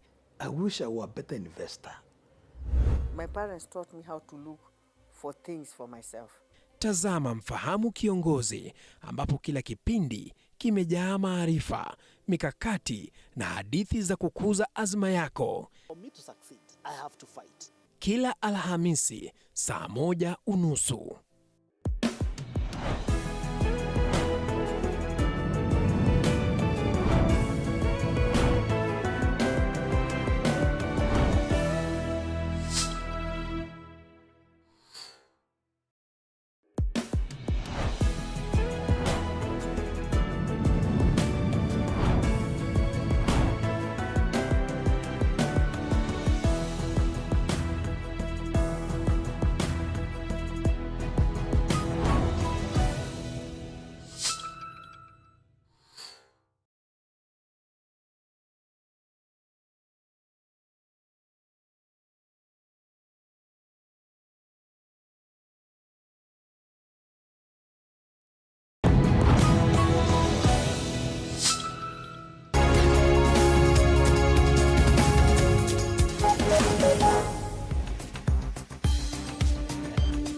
All right, welcome back. This is the Insight Tonight, and we have a panel of very, very interesting experts.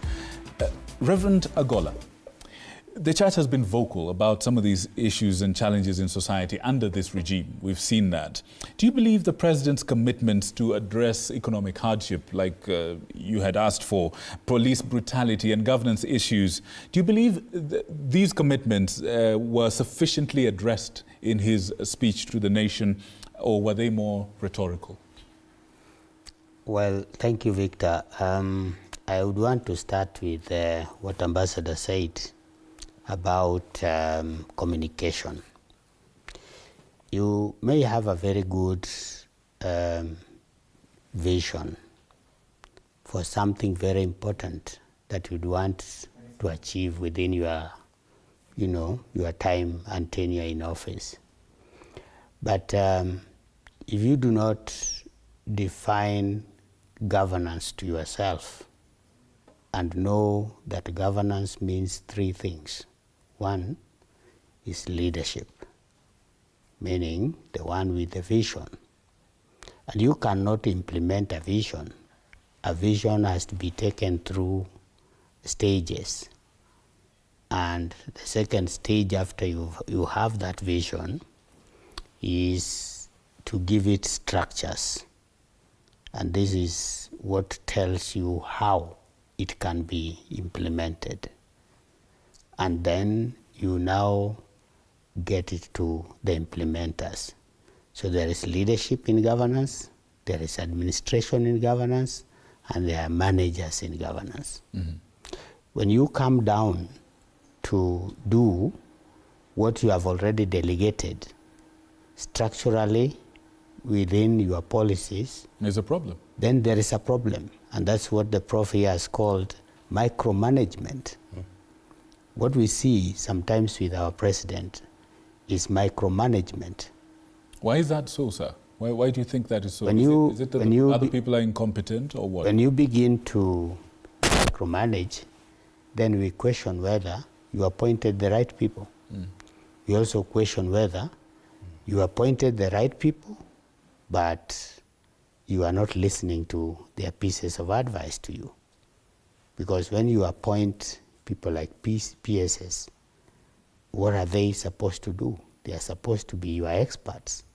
They are supposed to be the people who tell you this is what you need to do where. And so either you appoint the wrong people or you are the wrong person in managing what you have already appointed. As a leader, you need to be bold enough to face an administrator and tell the administrator, what are you doing with my vision? And you face the manager down there and say, what are you doing with my vision? So coming to endeavor to explain to us what is happening, and yet you did not do the sensitization of what you had visioned, then it becomes so difficult. For example, if I would ask anybody who is viewing us today and who will have a moment of listening to what we said, what's the difference between NHIF and SHIF? Some people had just said, in the TikTok and wherever, that it is just, removing N and replacing it with S, which is not the reality. The reality is that SHIF is a broader health cover and is something that is meant to be good. But who has told Kenyans what it is? And why rush it before you even tell us? If you have not done the sensitization and you have not brought it, to the people, then how come you begin to rush the implementation? NHIF means National Hospital Insurance Fund. Correct. The other one means what? Therein lies the question. So if you cannot notice the difference and you still say, and I heard the president said the same thing, he confused the two. Yeah? Social Health Insurance Fund. That's a different arrangement. Completely. And this arrangement has to be given to the people in a language they can understand so that they can support your vision. If leaders in this country cannot notice the difference, then it means something has failed. There was a time, I remember, when the president had some address to the nation from his house. He said that I am disappointed by my communication team. Now, how can they disappoint you? And one of us has just said, why are you using the same old method of communication in this age and era? There is a way to communicate. Today, and even now as we speak, many people are not asleep, not because they are doing something very important, but because they are on their phones. That's right. So if you wanted to communicate something, you could easily. You could very easily. It should be popping as a sponsored advert. Yeah. And people will be reading and saying, oh, what is this? Can I know what this is? So this culture of micromanagement and this culture of not listening to the people you appointed on issues of finance, on issues of health, these are technocrats. All right. I cannot be everything in everywhere. All right. I can only do so much. All right. All right, right. I think you raised some interesting questions. I want to bring you in, Dr. Jambo. There was a point in the speech where there was some focus on subsidized fertilizers and increased agricultural yields. How can stakeholders like researchers, such as yourselves, and innovators be able to take this or amplify this message of sustainable agricultural productivity? If you may know, it may not necessarily be your sector, but as a researcher, how can people plug into this and take it to the next level? How can people like you take this confusion or even the dysfunction in the health sector to actually take it to the next level as stakeholders? Okay, well, one of the things is we need to make research applicable. We need more applied research. So what we need to do is ensure that research institutions, universities, and where possible, TVETs, are working not just in isolation on what we call esoteric research that just remains on a shelf, but actually are linking research to community and to industry so that the outcomes of research can be applied and can be, in quotes, replicated or go to scale. So whether it's agriculture or health, who is the user of your research and how can industry help you to take it to scale? Now, when it comes to the issues of agriculture, one of the things we need to do now is to make sure that we make it more appealing for young people. We want them to go back and farm. So whatever we're doing in terms of applying research for young people, we need to make sure that it's tech savvy and that perhaps it uses AI and that young people can access solutions on their mobile handsets. Therefore, we'll be able to research and apply research in a state where young people are involved in the universities. We also need to ensure that young people can go to class and do their research by linking them to places such as, for example, Konza, Technopolis, where we are supporting young people who have small startup ideas that they want to take to scale. So you talk about research and you learn about it in your class, and then you go to a place where you can take your idea. We're talking about. Yes, and incubate it and have someone there mentor you so that you commercialize your outcomes and then take them to scale. And someone to tell you where you can market them, because you have lots of good ideas, but where do we market them? In this way, we'll be able to help young people go from education to applied engagement in communities. That's something that we need to look at. But talking about research, I want to go back to information and data. And you mentioned that some of the things that are bedeviling the health sector now are the processing of claims. And one of the things the president brought to the table was digital health. And someone has mentioned digitization even in foreign policy. But when we digitize our health sector, we make it easier to pay claims. We make it easier to monitor your own health insurance. You can track it on your mobile phone. We make it easier for the community health worker to link up to another level in the health system to get an answer to why do I have fever? Why does a patient not respond? The need for digitization and the fact that we have a Digital Health Act is something that we need to underscore. All right. I want to move forward on the issue of young people. Please. Something he said that women were so excited about. The issue of bringing up responsible young men in society. Yes, indeed. He spoke to it and you could see that the whole house was listening. There was traction. A lot of people resonated with that. Yes. It's time now for us to look again at the absentee parent, the father, and say, you know, you need to come home, engage in feeding your child, doing the homework, finding out what they did in their extracurricular time. So that we bring up a community of responsible men and responsible parents, responsible citizens. And in that way, share the balance of responsibilities in the household, allowing the women also to continue to excel in their careers and around their talents, but then making sure they're not treated as second-class citizens. And that's what he said that made many women happy.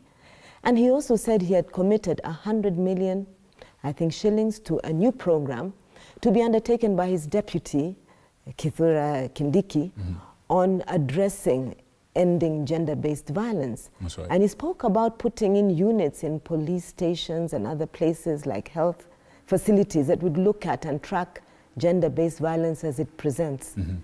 And more than that, he talked about having a collaborative venture that would reach out across sectors to address the issue of not just gender-based violence, but femicide. And what did he say on femicide, which people were listening to? He said, these cases are being investigated, and to his knowledge, people have been charged. We need to hear more about that. I think this was something that young people are alive to, especially young women and parents. Right. So, yes, it was a very interesting debate this Yeah. afternoon. Yes. And there was something there. Oh, you want to chip in? And I want to continue from elsewhere. One of the critical things that the president moved to deal with was the issue of abductions. He decided to face it head on. You know, there has been this general undertones that he might be instructing those things to happen, or he might be protecting certain people. So he decided today to declare that whoever is carrying out criminal activities is doing them at their own levels. And therefore, they are going to be held responsible and accountable for their actions. It's the same case with the way he pointed out on the withdrawal of cases, corruption cases. That if the DPP and the DCI are not investigating properly, it's their responsibility. And if they're unable to perform, I'm very sure that he's going to take action on that. So generally, the president demonstrated that whoever has been given a responsibility is supposed to execute it without necessarily trying to imply that he might face some kind of interference. So I think that's a very positive note and very promising for Kenyans. Right. Professor, just as you chip in, I want you to help us with something. It's been a criticism of the Kenyan education system that it is either inefficient or underfunded, that it is training people for the wrong things, for the wrong era. In your opinion, and as an educationist of long standing, would you say that our education system is preparing our children or our learners for the world that they live in and the world that they will live in, to compete with those Asian tigers that we're talking about, the Singapores of this world? No, Victor. Our education system need a major surgery. You've got problems with funding now. Well, funding model. Funding. You're funding for what? You have to create idea first, and then secondly decide what is it you want to find. A friend of mine, and we're very close, Professor Olubai, who retired from Rutgers University, and is working very close with me.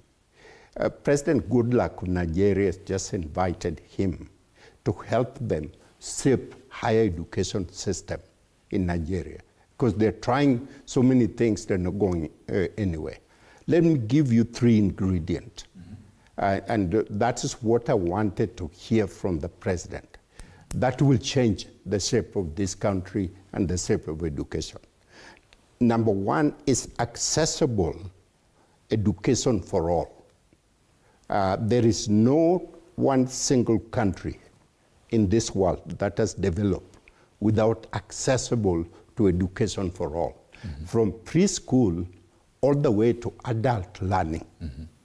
So that they have material, they have understanding, they can articulate issues regarding their life and about citizens. Number 2, we don't need to fund all universities on the same basis. We need to fund or invest in a certain pattern, certain way. We need to create highly selective, highly merit universities, whether it is 1, whether it's 2, whether it's 3, because we have kids that are coming and highly motivated, highly creative, and performing very well. And we put them just in anywhere, and then they lose hope, they lose creativity, they lose everything. Thirdly, and then I'll come back to number 2. Thirdly is what you call inclusive institution.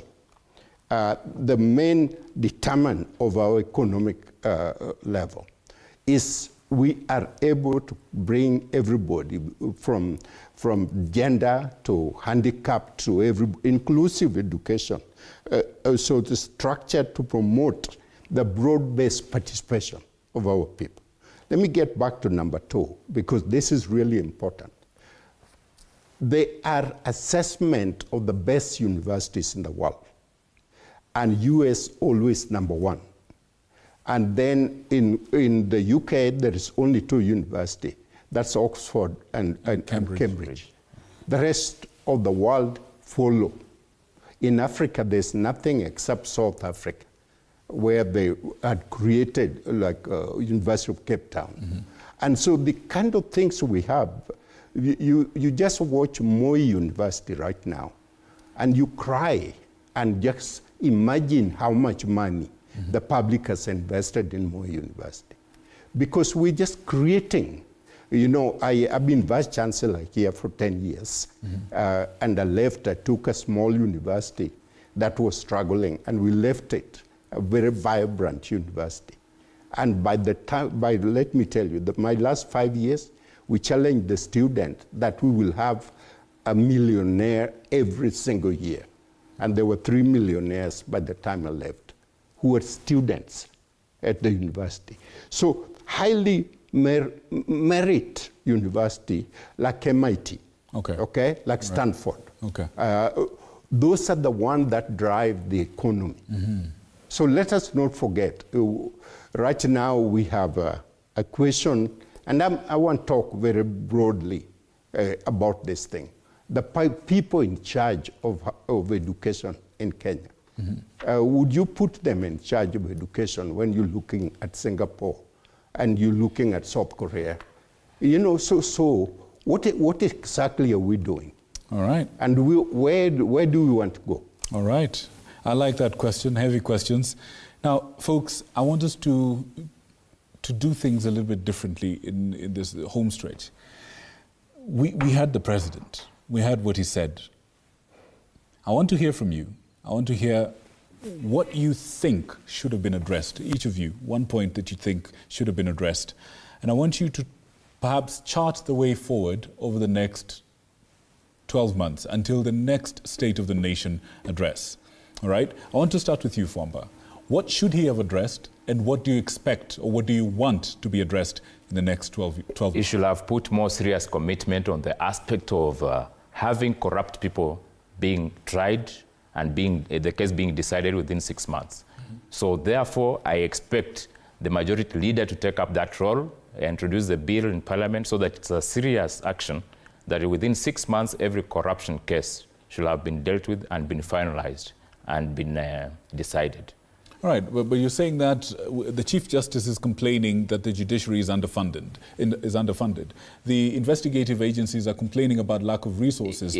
Police stations don't even have secluded places for GBV victims. About money generally, all of us are complaining that there's limited money. And the president said we are supposed to live within our means. Like you understand, we are all constrained. Look at all over the world, there are economic challenges. We are not in exclusion. All of us are victims of the global challenges of COVID-19 and even the war in Europe. He mentioned that. And despite that, remember, Kenya is among the best countries that are developing in terms of economic growth. So the challenges of money will always be there, but we must cut down on corruption or just get rid of it. And the way to get rid of it is ensuring that it is totally punitive for any person who is involved in corruption. So all those points relate to each other. They are supposed to work hand in hand and complement each other. All right. Yes. Reverend, from where you sit, what should he have addressed, and what do you expect to happen or should happen between now and the next State of the Nation address? From where I sit, he should have been candid enough to tell us how he's going to deal with these issues that we have been raising all along. Yes, he mentioned issues around abduction and all that, but the common mwananchi is looking for something that is tangible. Making this simple and easy to understand from a common person perspective is what I wanted to have had. Something to do with the taxation. The taxes have been going up, added here and there, introduced all at a go. And the common person is still not able to translate that into a service delivery, into something that is lowering down the cost of living. That's what the common person is looking into. So that was missing? That is missing. What would you expect in the next 12 months? What should be there? What's the ideal? Yes, I expect him to come again and tell the public how he's going to handle this issue. Because telling people that the economy is going to improve as improved, somebody who is not able to buy food, and they were able to buy food sometimes back, it has to be translated into simple, direct, and easy to understand language for economists, for accountants, for the elites. They are able to understand what the president is saying. But the majority of Kenyans are not in that category. All right. The majority in Kenya want to know, what have you said about this employment in simple terms? Okay. What have you said about this education issue in simple terms? What is it that you are saying about this shift? How is it different from NHIF, and how is it going to be helpful? In simple terms. In simple terms. And let us know why, if it is that good, why are people dying in the hospital today? If it is that good, how come those who had paid money to, like somebody said during that time, somebody was saying that I've paid this money for the last 11 years, I've never been sick, what have you, where has my money gone to?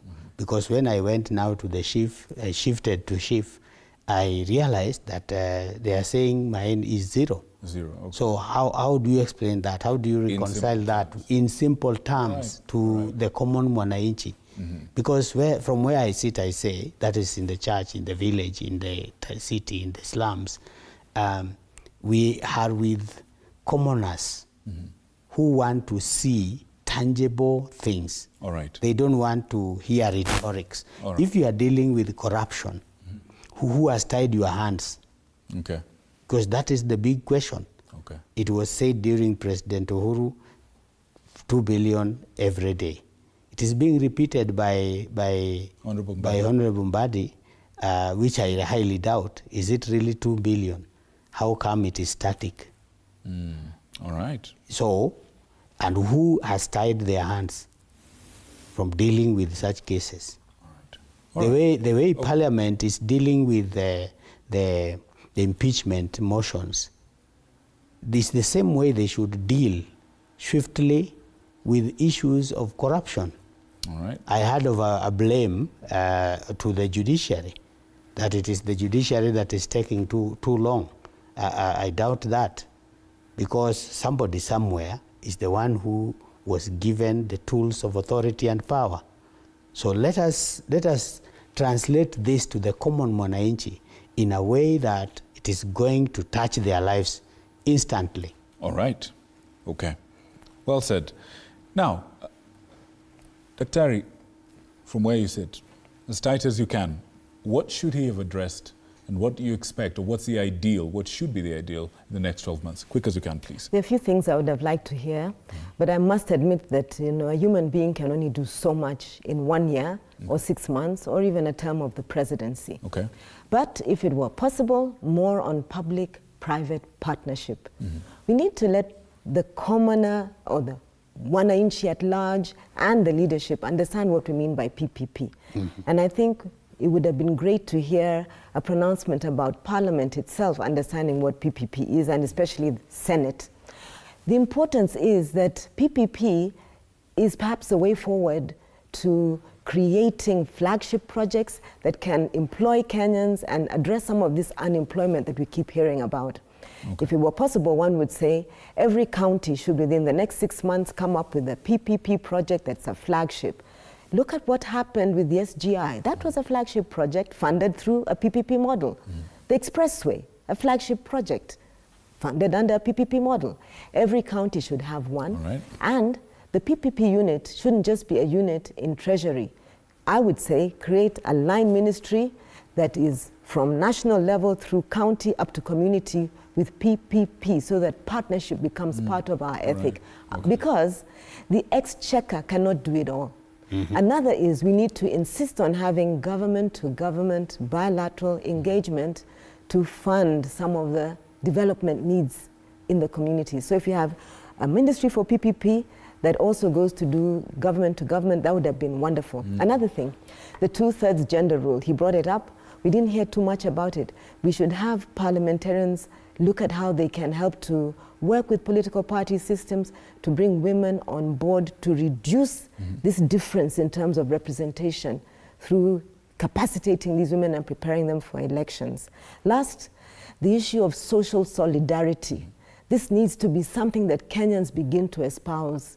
This thing of being divisive, hate messaging should be faced square on.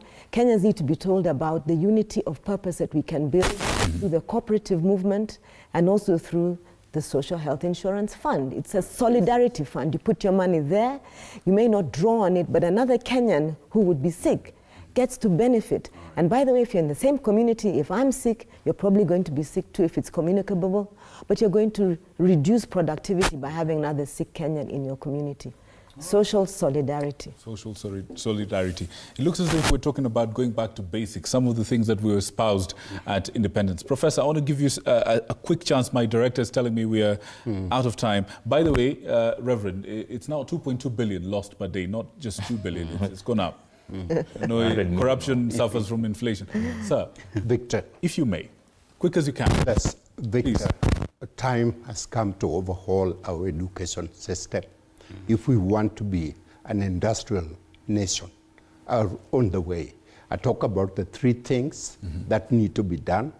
Completely overhaul funding model, completely overhaul the idea of creating university in every county, and create TVET program, national TVET program in every country, and have selective higher education that will drive the country into the future.